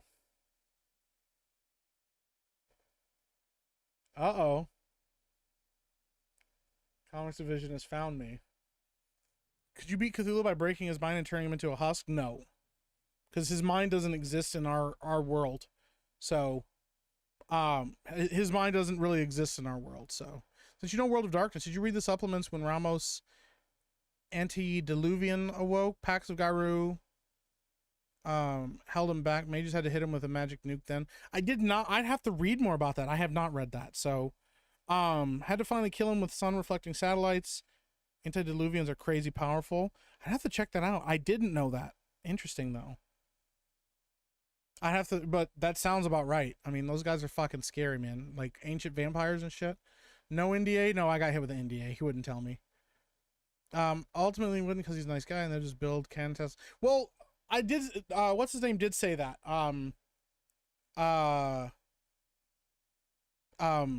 Chaz did say that they would just become friends. And I do think that that is correct. I do think that that is right. I do think that they would just team up with each other and fight other vampires, so. Darwin X-Men. It's kind of similar to Darwin, yeah. Reva from Kenobi versus Cthulhu. She's also unkillable. Yeah, but well, she was already on the verge of sanity. I think Cthulhu pushes it over the edge. Gaming's on. His powers wasn't granted to him by an entity. I don't know. So like Goku. Oh, he's like Goku? No, it's not like Goku. It's because it's inside, but I think his powers are like he's readapting to his powers. I think he shut him off. That's the other thing too. I think he was shutting off his power. I think that's why he was living his life, because I think he like walked away and was like, yo, I'm done. I think the suit is supposed to help him adapt to his powers again. So ISAM is the same, confirmed. I don't know why. I didn't know you knew Vampire the Masquerade World of Darkness. You're going to like what I sent you. Inspired by that in many ways. Well, that's rad. Yeah, I don't know as much about Vampire the Masquerade as I do about Werewolf the Apocalypse. Werewolf the Apocalypse is my favorite gaming system. It's also one of my favorite settings out there. And I've told this before on stream, but a good friend of mine ran Werewolf the Apocalypse game for us a few years back. And it is one of my favorite pieces of media I have ever consumed or been a part of. I fucking love the story. It's one of my favorite stories I've ever been. The fact that I got to be in the story was even better, but it was my favorite tabletop story I've ever been a part of. And it's one of my favorite pieces of media that I have ever like read or watched play out in front of me. It was a phenomenal story. So, Ripple would be the first one out because everyone gang up on him. Yeah, you have to gang up on the big guys first. So, if you leave Rip in too long, he wins hands down. It's Ben though. Ben is the yeah, I'm really behind on chat. I got to catch up on chat.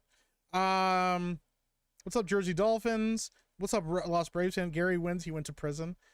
If it's cognitive reaction, then he gets surprised and knocked out, then his body would have to protect itself. That's true. It's not, but and I don't know what happens if he gets knocked unconscious, but I know that if he knows what's happening, that there's some kind of factor there, because he mentioned that. So Ripples loses if there's a penguin in the ring. That's true. Beardo versus Epic Mike. Beardo would beat me up. Beardo's pretty strong. I mean, I'm strong too, but I'm out of shape. Jay will just lay down. He's too heavy to eliminate. That's true.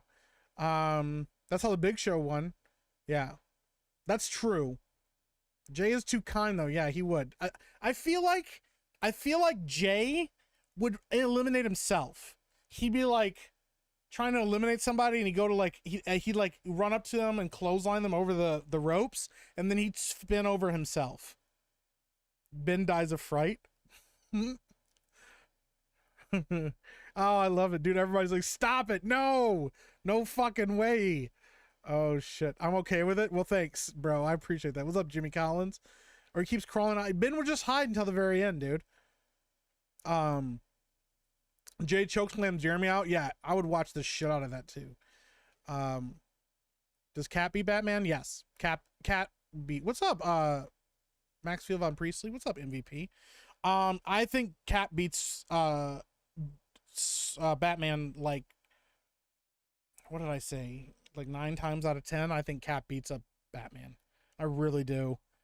That's a Ben move. See, that's the thing. It's the shittiness of the way he wins that makes Ben win. That's why he wins. And everyone does lose.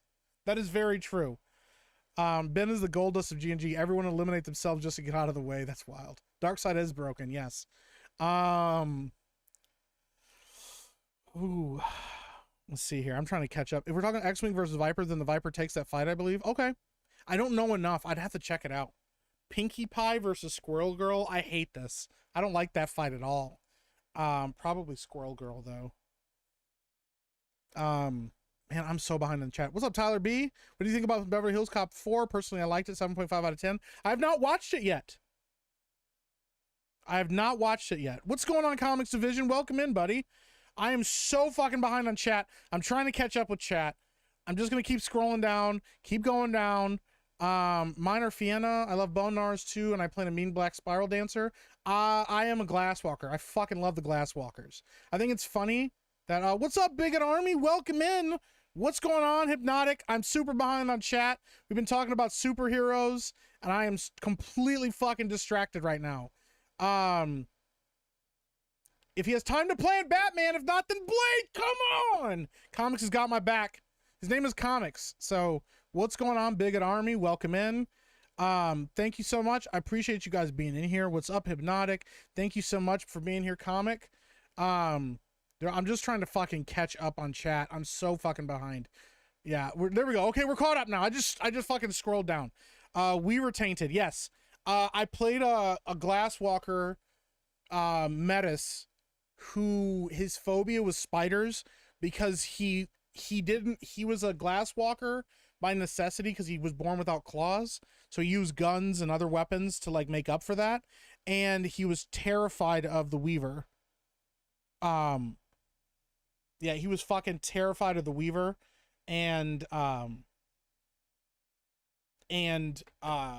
So whenever he saw like spiders, like real spiders freaked him out, but it was like Weaver spiders and like Weaver spirits scared the shit out of him. Glasswalkers are the shit. Yeah, I fucking love Glasswalkers. Fianna are awesome. I love them. But yeah, World of Darkness, werewolves, one of my favorite settings. So.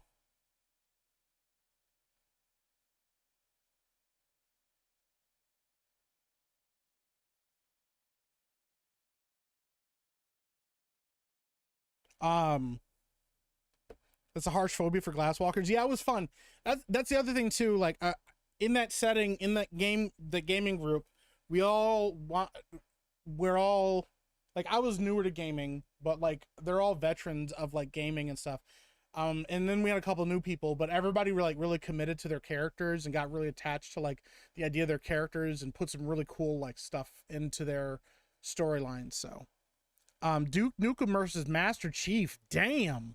Well, Duke Nukem now is like, he's fourth wall breaking.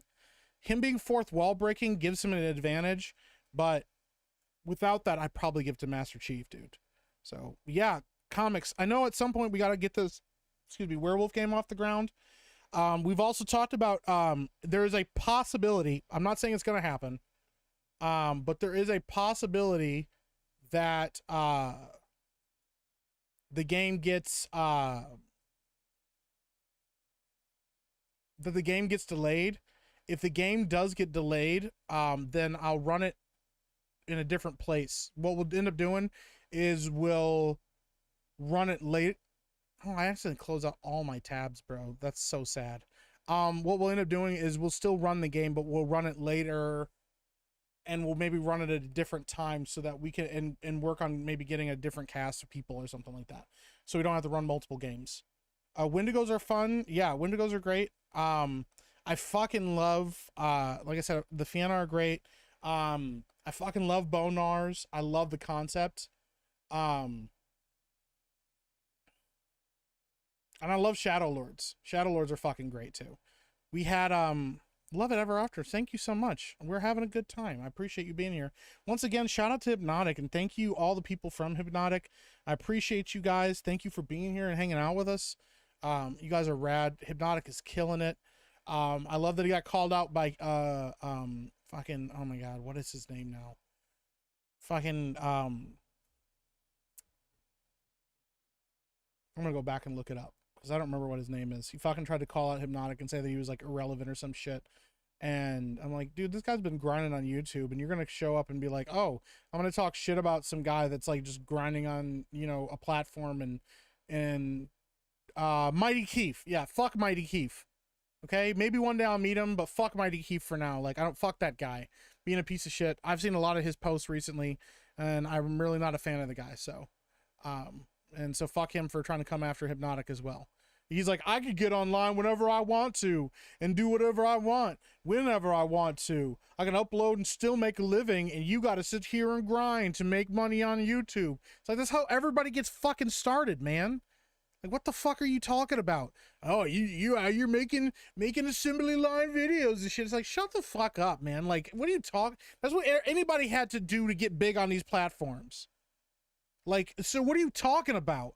Act like nobody on these platforms has ever had to work hard to get where they are to be successful.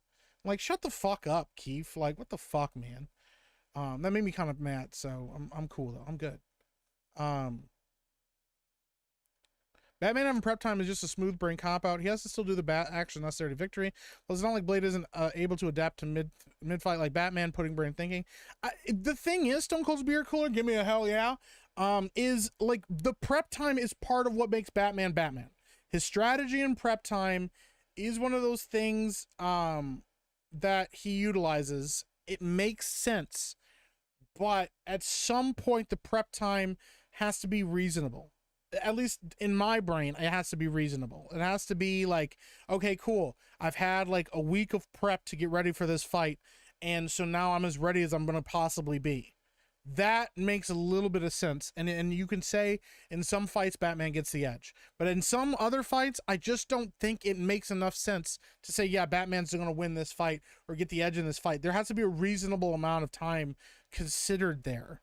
It's like, okay, well, if you give Batman 10 years and like $30 billion, he could build a giant space cannon laser with a heat-seeking kryptonite missile that could chase down Superman no matter where he went because of the hyper, the hyper tech inside of it or whatever. Like, sure, if you do that kind of a thing. So there has to be a reasonable amount of time and strategy considered there for him to come up with something to fight somebody. And because he's a master strategist. But then when you get into things like people seem to, the problem that I have with a lot of people that argue for Batman in fights, and I'm not saying everybody does it, okay? Because some people do have good arguments, and I do think that those arguments need to be considered. I don't think diminishing anybody's argument is fair within reason. But a lot of times what ends up happening is people will diminish whoever Batman's fighting against. It will diminish their accomplishments to defend their position. It happens a lot with like people that think Goku and Superman, that Goku would win that fight, because they will diminish all of Superman's accomplishments. There's like that stupid meme that goes around every fucking like 5 years, and somebody, some fucking idiot that doesn't know anything about comic books will go, hey, I found this. Let me see if I can find it. Superman strength versus Goku. Let me see if I can find this fucking meme. This thing makes me so fucking angry every time I find it. Yeah, right here. Let me pull this up. This meme sets me the fuck off every time it pops up. This one right here. Superman peaks his lift around 100 tons. 100 tons equals blah blah blah blah blah, math. And then he argues that where is it? Hold on. Superman's power level is this times this, blah blah blah. Goku when training reaches this times this, and they say that so his power level is higher than Superman's, therefore Goku wins. But I'm like, Superman does not peak at 100 fucking tons. Like, what the fuck are you talking about? Superman bench pressed the earth and didn't even know he was doing it for like days. If you're gonna come out here with math and you're gonna try to argue with math and say things like science proves that Goku wins, you better have your math right. And the math ain't mathin'. Superman at 100 tons. Get the fuck out of here with that weak shit. That's Steiner math. Come on. That's Steiner math. Batman's only superpower is that he always wins. Damn. Lucky says, Epic Mike, my Sid from another crib. How's it going, brother? Hey, what's going on, man? We're talking about superhero fights. I was going to talk about other things. We got well into superhero fights. So, damn. Eddie Symbol says, given enough prep time, I'd know better than to fight Blade 2. Ooh. A Hawk to a Girl, Mr. Beast, and Benology all seem to coast Mr. Magoo their way into relative success for some inexplicable reason. That's wild. On the fly, Cap would punk Batman. Yes, on the fly, he will punk Batman. Yes. Really enjoyed giving your commentary giving Jeremy shit last night during Mario Kart. Well, thank you, Tickler a ton. I appreciate that, man. Everyone has to grind it except Hawk to a Girl. Yeah, and then the other chick that was like, oh, I saw broke ass niggas on the internet, and not everybody wants to talk to me and get my opinion on things. Aren't I interesting? Oh no, I'm super interesting. Oh, I'm a conservative darling now because I said broke ass niggas. Oh, doesn't that make me cool?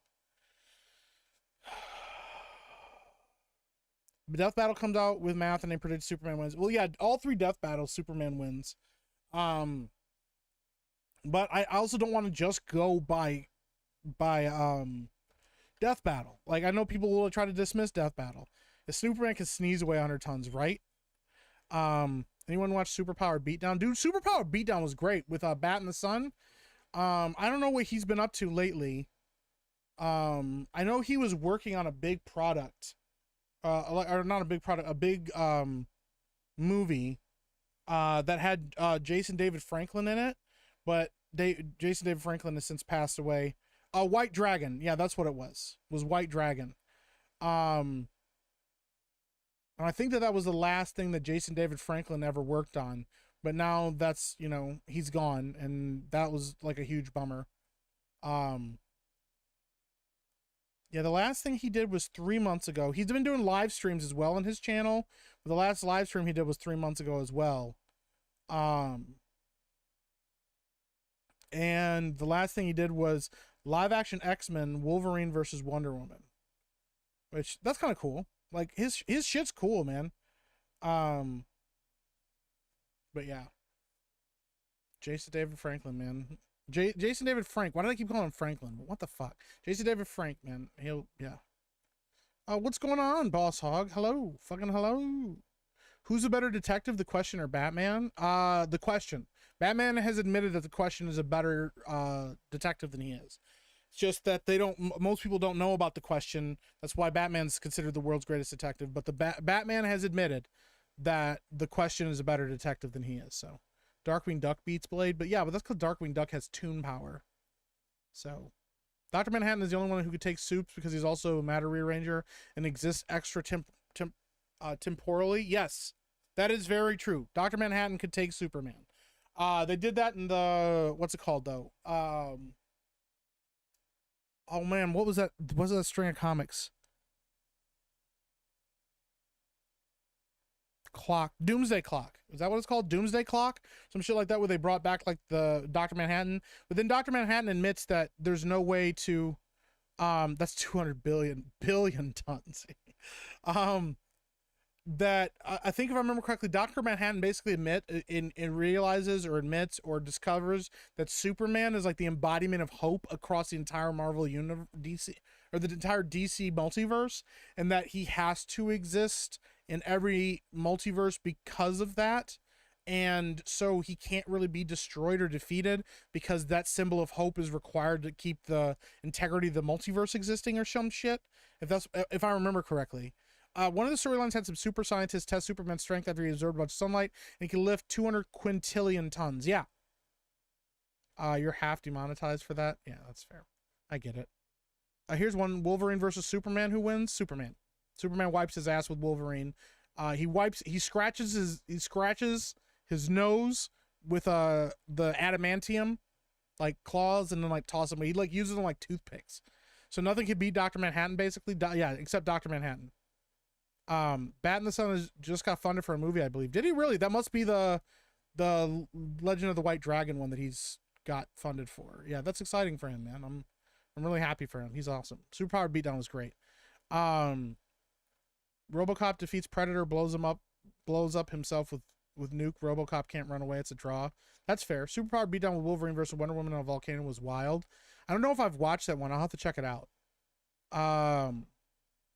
Here's a fight no one thinks about. Beerus from Dragon Ball versus Superman. Superman wins. Beerus is powerful, but Superman wins that fight, dude. Ever watch Danco on YouTube? I like his videos, even if I don't always agree. I have not watched him. I have a blessed way at night. Wish I could stay longer, but I have to get up early for a doctor's appointment. Be blessed. Well, thank you so much, Robert. I appreciate you, bro. Have a great night, bro. Doomsday Clock. Thank you, comics. Yeah.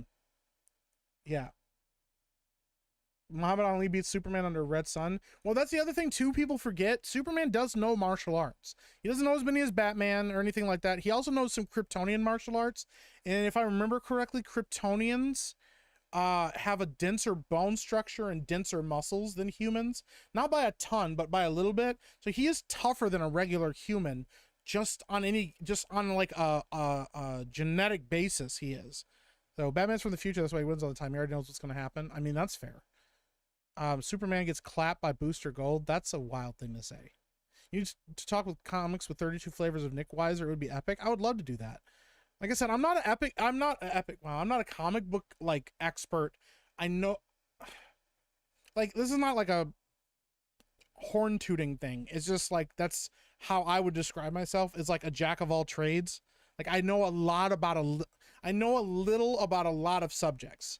And like, sometimes I'll get stuck on one where I'll do like a lot of reading and a lot of like, you know, stuff, and learn a lot about a subject or a character or a concept and stuff like that. But like, I don't like, I would never say like, oh, I am a subject matter expert on this one thing. Probably the thing I know the most about, or like the thing that I have like the most knowledge of because I'm doing it right now. And even with that, there's a lot I don't know.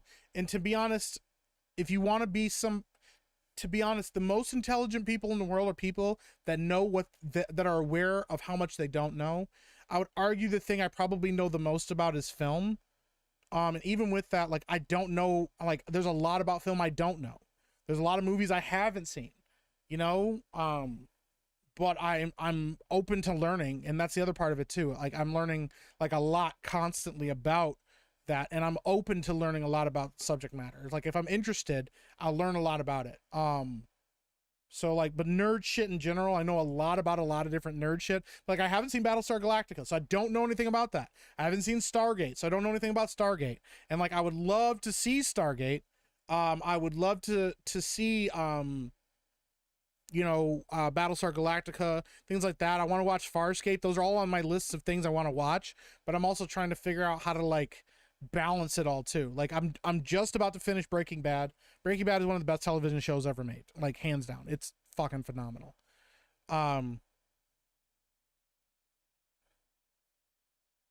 Superman vaporizes I don't even know how to pronounce that. Yuja. I hope Mink knows how many letters are in AI. You mean artificial intelligence? Or AI? Now you got me confused, because now I'm overthinking it, because I'm like, now, like, I could be like, well, there's 2 letters in AI, unless you're saying artificial intelligence, and then there's a lot more letters. Bears beats Battlestar Galactica. Yeah. He hasn't seen Demolition Man. He threw everyone else under the bus. I love it. Yautja. Okay. Listen. I have not seen all of Demolition Man. Okay? I put it on the other day recently. I got about halfway through it. I have not finished Demolition Man. So technically, I've seen more Demolition Man than Beardo, but I've never finished Demolition Man. But also, listen, hear me out. Hear me out. Part of the reason I have not watched it, okay? Part of the reason I have not finished Demolition Man is because I have I have watched a lot of stuff about Demolition Man. It's actually one of the very first like video essay like movie breakdowns I've ever watched was about Demolition Man. And I know how the movie starts. I know how the movie ends. I know a ton of the lines from it. And like, I've watched a ton of it. I've started watching it. I've just never finished it all the way through. Okay. I know about the fucking seashells and that there was no answer for the seashells, but the joke that Sylvester Stallone came up with is that you like pick them out of your ass. You use it to like pick the shit out of your ass and stuff. Like, I know about that stuff. No, don't unsub. Don't leave from that. Like, yeah. I know about all the PC culture shit and like how like Taco Bell is like one of the only like restaurants out there and all that stuff. Okay? So I'll tell you what, guys. Listen. No. Don't unsub. Don't be mad. Beardo, yeah. Oh yeah, throw Beardo under the bus. Listen, I'm gonna be honest. There's times where I've thrown guys under the bus for not watching shit, and I still don't have intentions of watching. Okay? I will watch it tonight. Okay? I will watch it tonight. I've already got halfway through it. I will watch Demolition Man tonight after I watch The Acolyte. Only death march I want to watch: The Ghost of Teddy Roosevelt versus Cocaine Bear. Damn, that would be a good one. I think we need some chicken to make up for that. Where are my glasses? Oh fuck, I don't know where my glasses are.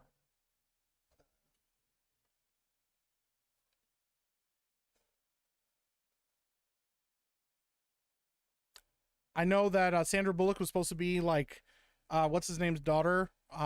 Sylvester Stallone's daughter, and then they changed it at the last minute. I know all these things about this movie that I've never watched. I'm gonna deflect, and I'm gonna sit in the corner and think about what I've done. In my soul, that's how I roll. KFC, baby, it's my favorite. Oh, give me that bucket. I said, give me that bucket. I think, give me that bucket. I bring the licking chicken from Kentucky to the bayou. The flavor's so right. That secret recipe keeps me up all night. Gotta have that touch, that wonderful spice. KFC, baby, it's a chicken paradise. Fried and crispy, can't resist me. KFC, a southern mystery project chicken. Finger licking, come and get it. That clock is ticking. Fried and crispy, don't you miss me. KFC, you're making history. Let's get lost. Oh, keep the coast low. KFC is the gravy got. Oh.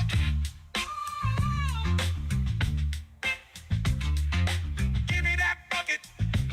I said, give me that bucket. Give me that bucket. Oh, give me that bucket. I said, give me that bucket. Give me that bucket. Oh, give me that bucket.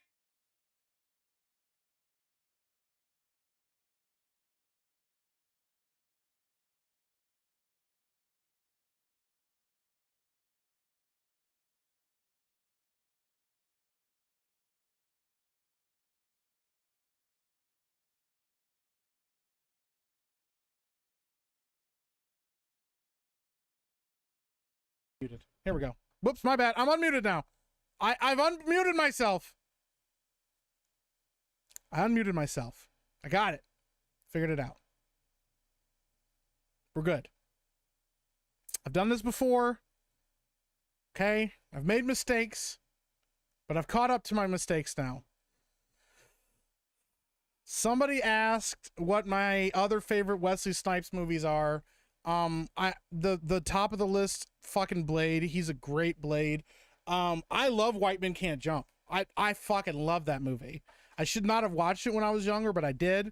I'm also like, I'm not a fan of this movie, but I've seen what's it called? I've seen Money Train. To Wong Fu, Thanks for Everything, Julie Newmar. It is such a weird fucking movie for like Wesley Snipes to be like a drag queen. That was a wild one.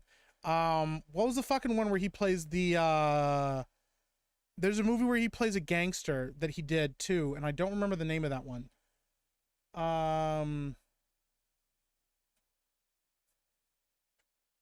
Like he plays like a oh fuck, what was the name of it? I don't remember the name of it now. He did one where he was a gangster, and I think it was with Lawrence Fishburne. I want to say, oh, fuck, U.S. Marshals. I love U.S. Marshals. That was a good one. Trying to think. That's all I can think of off the top of my head that I've seen with him. And I haven't seen anything new with him. So, like anything recent with him, I haven't seen. So, fuck. I was muted for so long. Hi, Jay. Welcome in. What's going on, buddy? Even though Blade loses the Batman. No, that's not a thing. Nerderotic would be so proud of me. Bro, I mute myself all the time. I do this shit all the time, bro. It's like, what is this guy doing? What is this guy doing? Like, I've been at this way too long to be doing that. Major League. Okay, yeah. Major League. I haven't seen that movie in years. You only saw half a Blade? No, I've seen all 3 Blades all the way through. Okay? God, you guys kill me, bro.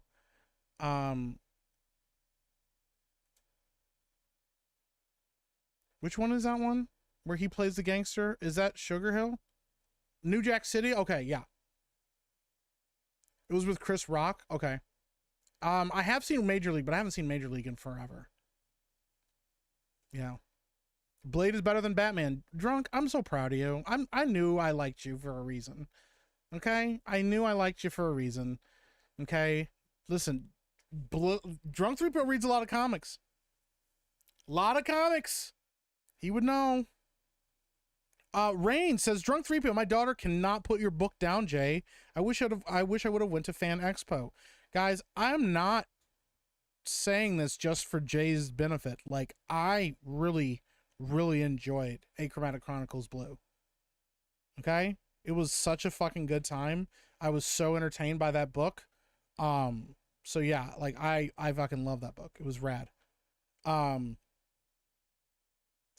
best gangster movie, Oscar. I don't know if I've ever seen Oscar.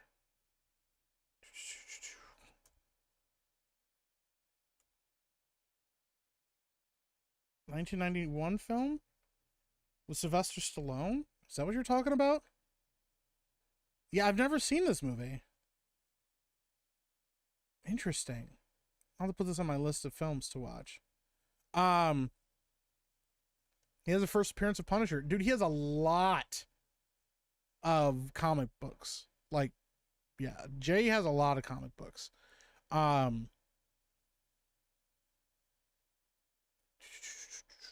He should have played Al Capone. It's wild. Better that way around than the old leaving yourself live, right? Yeah, Snipes was Snipes was on top, bro. Snipes was on top of the world for a long time. Neo versus Blade, who would win? Probably Neo. Neo's the one. He has powers. First appearance of the Punisher, yeah. Who would win? Oh, between Blue and what did it say? Is that Blue and Blade? I think Blue would win. Conan the Barbarian versus Link. Who wins? That's a good one. Probably Link. Link's a lot stronger than he looks. And he's fast. Link's pretty fast. I think he'd beat Conan. Although Conan does have like comic book feats that I don't know about. Because I've never read any of the comics or the books with Conan. So I don't know how powerful comic book Conan is. But the as far as what I know,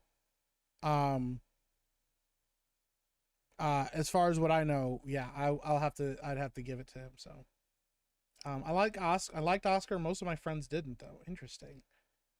If I could read, I would read Jay's book. There you go.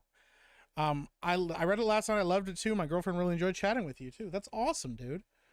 Have you ever seen the movie Extends with Jude Law? I have not.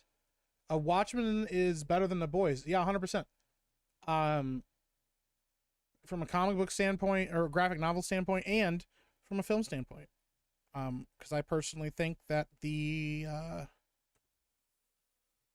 director's cut of Watchmen, I think, is a masterpiece. I know a lot of people maybe not agree with that. I think it's a masterpiece. Spyro versus Batman, Spyro, because he's a dragon and dragons are cooler. If Conan hit Link, Link gets ragdoll. But yeah, but Link is like, can take a lot of hits too, bro. You got to remember, like, Link goes toe-to-toe with Ganon all the time. Darkseid versus Galactus, Darkseid. Darkseid is stupid fucking powerful. Darkseid may be one of the most powerful villains out there that isn't like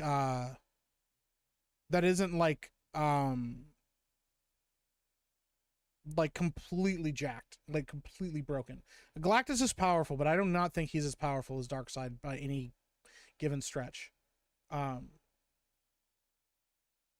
My favorite memory of Jay is him eating spaghetti in bed. Pulp Conan is a beast. Is he? It may if it's from the novels, it's from the comics, then maybe Conan does win that. Well, all I know about Conan is from the movies. Movie Conan versus Link loses. So, Crash Bandicoot versus Solid Snake. We're just throwing shit at the wall now at this point, aren't we? Probably Solid Snake. Because Crash Bandicoot can only get hit once before he dies. Solid Snake versus Blade. Well, I don't know. Hold on. I don't know. Because here's the thing. I'm playing Metal Gear Solid 2 right now, and Raiden is about to fight a vampire at some point. A dancing, spinning, neck-sucking vampire. And I say neck-sucking because here's the thing. I don't mean it like, you know, and they bite the neck and then they drink the blood. I mean, this dude was spinning and pirouetting and grabbed this dude, pinned him against the wall very, very suggestively. And when I'm all over this dude's neck, I was like, none of that is necessary. None of that is necessary. None of the dancing, none of the noises you were making was necessary. And Raiden just stood there with his thumb up his ass. And I was like, if Snake was here, Snake would have shot that bitch dead a long time ago. But if Raiden can kill a vampire, then Snake can kill a vampire for sure. And then I would say the Snake can beat Blade. But Snake could beat Batman, so. Thulsa Doom versus Ganondorf? Probably Ganondorf. Ganondorf is kind of underrated. Conan is a god butcher? Okay, then probably Conan. If you guys have read the pulps about him, then he probably will win. Ultimately, no, the avatar we see is the dark side we see is an avatar. His true form is beyond Galactus. Yeah, our dark side's kind of broken, bro. Dr. Wily versus Iron Man. Ooh, that's a good one. Probably Iron Man?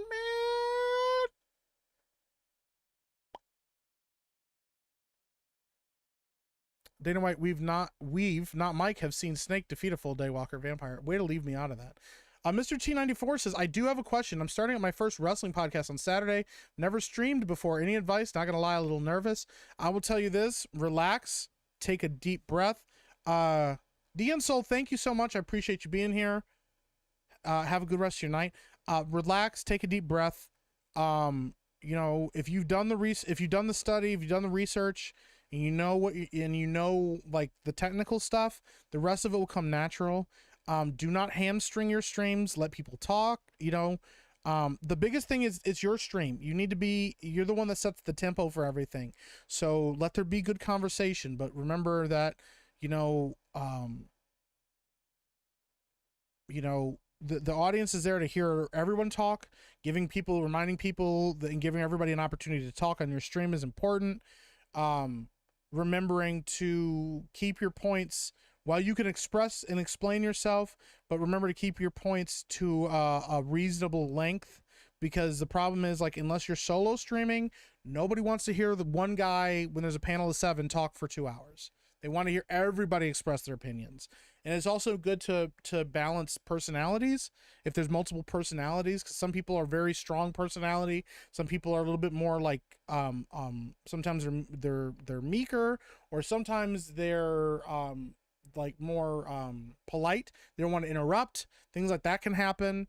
But the biggest thing that I'll tell you is just take a deep breath, chill, and have fun with it, man. Because the biggest thing is, if you're nervous the whole time, you're like, hello everyone, welcome to my stream. Okay, topics. All right, we're talking about Stone Cold Steve Austin. Stone Cold Steve Austin is my favorite wrestler. And then somebody starts talking, you go, yep, cool, let's move to the next point now, and stuff. Like, people can tell when you're not having a good time. The thing people want to see is you talking about the thing that you're passionate about, things that you love, things that make you come alive. And that's what they want to hear you talk about. That's what they want to hear you express yourself about, and they want to hear people debate about and talk about. So and Nerdrotic just fucking ratioed me on my own goddamn fucking tweet. I give up. Link couldn't carry enough arrows to kill Conan. Gotcha. I mean, that's probably fair. Johnny the Butcher, what's up, buddy? Welcome in. Solid would be a cardboard box and no one would find him. You neck sucker. Solid Snake versus Blade. I don't know how much prep time does Blade get. That's wild, dude. Raiden isn't Snake. I know. I don't like Raiden. Galactus destroys Darkseid. It's canon. Darkseid Omega beamed Galactus, and Galactus just stood there. He blasted Darkseid, and Darkseid was wrecked.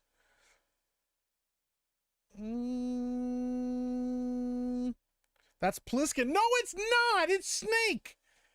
Iroquois Pliskin? No, that's Solid Snake. Galactus is from the beginning of the universe. All right, we're going to look this up. Okay, Galactus. From the comics. Okay, so we're looking up Galactus, and then we're looking up Darkseid. Hold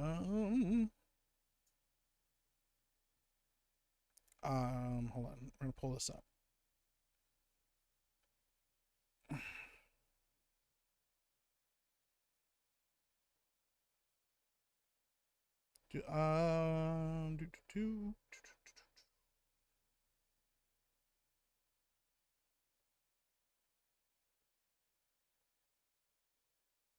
Trying to find here. Okay, Darkseid. Okay. Let me just go through abilities here and like go through the list of his abilities. So Darkseid is considered a god. He's immortality, strength, and several other powers and abilities. As we talked about, he is a obviously has an avatar of himself. It's Hideo Kojima, Mike. If he can't have them speak 14 paragraphs of dialogue, the character has to act out 14 paragraphs of neck sucking. That's fair. Damn. No weapon can kill Ganondorf with the Master Sword, so yeah, well, there you go. Iron Man would crush Wily, but that's only defeating 8 of Wily's robots. Yeah, that's true. Pliskin wins every time. I agree with Jay. That's wild. Willy Wonka versus the Riddler, because he's a murderer and psychopath, whereas Willy Wonka is more like deflecting. He's like, whoops, sorry, you fell in my equipment. I don't know what to tell you, bro. Zangief versus Hulk Hogan. Zangief. He crushes Hulk Hogan between his thighs, bro. Here's the thing, Hulk Hogan's a terrible wrestler, bro. He is not a good wrestler. He is like the equivalent of like 10 in charisma. And then like Hulk Hogan has like 8 in strength and then like a 10 in charisma. Okay? That's how it works. Is he was very strong, but he is not a great physical wrestler. He's not a great technician. If I remember correctly, at one point was he in Japan for a little while? I think Hulk Hogan went to Japan for a little while, and he did do some really good technical stuff over there, and he got a lot better as a wrestler. But Hulk Hogan works very stiff. His fucking finishing move is a leg drop. And a lot of why he has done what he did in the wrestling world was because he didn't play ball with people and didn't want to ever have anybody go over on him, and that is why he is what he is. I don't dislike Hulk Hogan. I think Hulk Hogan's cool, but I do not have as high of an opinion of him as I used to. Or that I don't have a high opinion of him as a wrestler anymore. Please, Darkseid was defeated by stairs. He doesn't have a prayer against Galactus. The power cosmic greater than Omega Beams. Darkseid can't handle comic book Thanos. Darkseid stomps comic book Thanos. Are you kidding me? No. Don't be Tuesday night's main event pure chaos. Well, yeah, but you guys like that pure chaos. Dude, this episode of the Backlight was so bad. I honestly think it's the worst one so far. Oh, yikes, dude. Throws at wall. Batman versus Kenny from South Park. Well, Kenny keeps coming back, so I think he might wear down Batman over time. Kenny also has toon powers. Toon powers are very dangerous. Galactus is from a former universe. Galactus eats Apocalypse. Apocalypse that's not his true form, though. And then, yes, his Omega Beams are not all powerful. I do know that. But, I don't know. Galactus is the last survivor of the previous universe, not from the beginning of this one. Gotcha.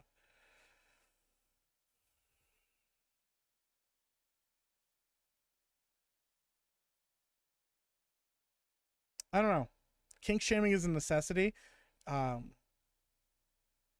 gotta see if I gotta find this. I know I've shown this before, but it's one of my favorite fucking like internet things. It's one of the best things that ever come out of the internet. And I am gonna have to call it soon, guys, because I was gonna go spend some time with Lady Epic, and I don't want to not do that. All right, hold on. Let me make sure you got this. It's one of my favorite fucking memes. It's so old that it's only in 360p, but this shit makes me laugh every fucking time I see it. There we go. Make sure I have my sound on so that you guys can actually hear it. Calling people daddy is gross. Stop kink shaming me. Kink shaming is my kink. I don't know why that video makes me laugh so fucking hard every time I see it. Kink shaming is my kink. Damn, you guys are giving me so many of these fucking fights, bro. Hulk Hogan sucks. Yeah. Mighty Mouse versus Superman. Mighty Mouse wins every time. Solos. Mighty Mouse is the most powerful being of all time. I'm just making shit up. I don't know. Japan Hogan was pretty decent, but America, he didn't have to tech in the ring. Yes. Ultimate Warrior wasn't a great wrestler either. That's true. That is very true. But he had like an 11 in charisma. No, he had 11 in crazy, and he had like an 8 in charisma. But those combined to make this really perfect storm of like this wild fucking savage man. Bro, his promo about the pilot. Dude, let me see if I can find that. I know I'm going to get struck for that one, but god damn, dude, the crash the plane promo. Dude, he was I mean, he was obviously on cocaine. We all knew that. But I don't know. I'd have to do more research into Galactus versus Darkseid and what their full extent of their powers are and stuff. I think that Superman beats Galactus, and Superman has had a hard time tussling with Darkseid. So I don't know. I gotta go. Good night. Oh, hey, thank you, my creative arsenal, for hanging out. I appreciate you, bro. It's a scream cut short. Yeah, dude, it was so good. Kink shaming is my kink. Speedy Gonzalez versus Roadrunner. Speedy Gonzalez, because he's Mexican. You never bet against the Mexicans. Never go in against a Mexican when death is on the line. TMNT versus Three Ninjas. TMNT, because they're giant turtles. So let me pull this one up, dude, and then we gotta, yeah. Superman beats Galactus. Fuck yeah, Superman beats Galactus. Superman would fuck Galactus up, bro. It would be a fight, but he'd fuck Galactus up. Galactus goes back to the Forge and is reborn, not do it again. Well, that's the problem, is when they can come back. All right, I'll play this real quick. I know I'm gonna get in trouble for this one, but fuck it.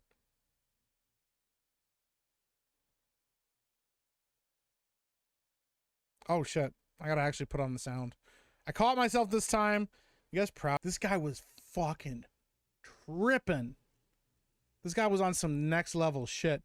Ultimate Warrior became crazy. The only guy, he died a day after appearing on WWE TV for the first time since he left. Yeah, I remember that, bro. He was wilding out, bro. No, man, Galactus with Thrash Superman. Thor barely dents Galactus. Well, Superman clears Thor, though. I know I'm going to make you guys mad with that one, but Superman clears Thor, bro. He was on the good drugs, yeah. That control into a nosedive, Hulk Hogan. This guy was fucking losing his mind, bro. But he believed every But here's the thing. You know he believed every word that came out of his... He was tripping. I don't want to play anymore, but Hulk Hogan. Hey, Rough Knight says, good night, chat. Good night, Epic Mike and Lady Epic. I'm going to have dinner with Mrs. Rough Knight. Thank you so much, Rough Knight. I appreciate you, bro. Who the fuck is Hulk Hogan? Whoever he is, I feel bad for him having to go against the Ultimate Warrior, bro. We'll still be lurking a little. That's okay. We're going to call it soon, so... Bro, Jake the Snake was great. Jake the Snake was fucking rad. But, dude, the Ultimate Warrior crashed the fucking plane. Let me see if I can find the part where he talks about the pilots.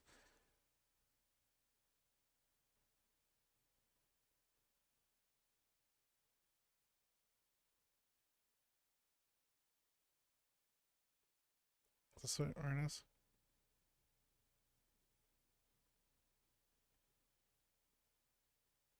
Yeah, right here. Bro, this shit is wild. All right, this will be the last little thing we watch before him, and then yeah, we'll, because this shit is nuts, bro. This is where it is. Comfort. The normals I gotta head out. Let me know if you show TR3B. I will let you know. Maybe we'll do it next tomorrow. You, Hulk Hogan. Like, bro, what are you talking about? Take the two pilots who have already made the sacrifice. I'm like, bro, stop. Mr. Mixia Spitlick versus Galactus. Yeah, the eighth dimensional being wins that one. No one beats the Shockmaster. The Shockmaster. Yeah, the Shockmaster is pretty fucking great. That is the best debut of any character ever of all time. There's nothing that'll ever be better than the Shockmaster showing up on in the WWE, which I know it was the WWF back then, but bro, and they just had to fucking like wing it. They had to just go with that shit and just pretend that it was a good thing. Oh my god, dude, it's so fucking funny still to this day. God, the Shockmaster, bro. Bro, him coming through that wall, bro, it's still so good. He hit the floors.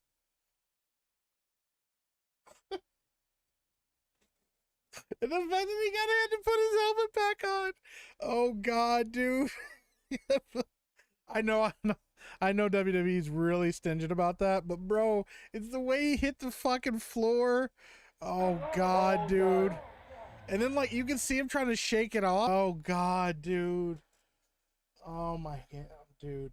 And look at all the glitter all over his body. I won't show anymore because yeah, I do know they're probably gonna say something about it, but dude, it was so wild. Like the way he just hit that fucking wall, bro, like killed me. Oh man. Making sure that YouTube isn't yelling at me. Okay, we're good. They're not yelling at me. I said I was going to talk about other shit and I never even got into it. We'll get into more stuff tomorrow. We'll talk more. Listen, I want to get back into gaming. I want to do more like Metal Gear and stuff, but like the last couple streams, bro, it's just been good to just like talk and shit. Like I love just talking streams. So did anyone see the animated Master Chief and Samus Aran fight where Master Chief turns out to be a hot chick too? I have not seen that one, dude. It's kind of rad though. That sounds rad. So all right, I am gonna call it here. I'm gonna go spend a little bit of time with Lady Epic before it gets too late. Our fault. Oh, don't be sorry, dude. I love this. I'd much rather us be talking about shit that we're all interested in than me to like force some shit and you'd be like, guys, he talked about this the whole time and I didn't want to talk about it. No. I fucking love this stream. This was a great time. I had a lot of fun. Thank you guys so much.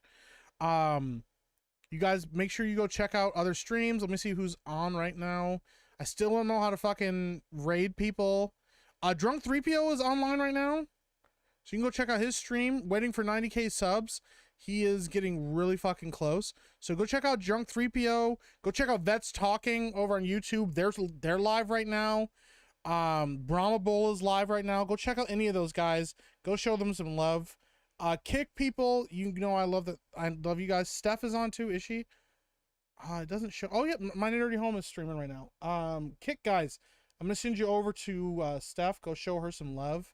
I appreciate the hell out of you guys. Thank you so much for all the support, all the love. We'll definitely talk more. We'll do another stream tomorrow. We're going to do a longer stream tomorrow. I'm not sure exactly how long, but we're going to do a longer stream tomorrow. All right, guys, I appreciate the hell out of you. Talk to you later. See ya.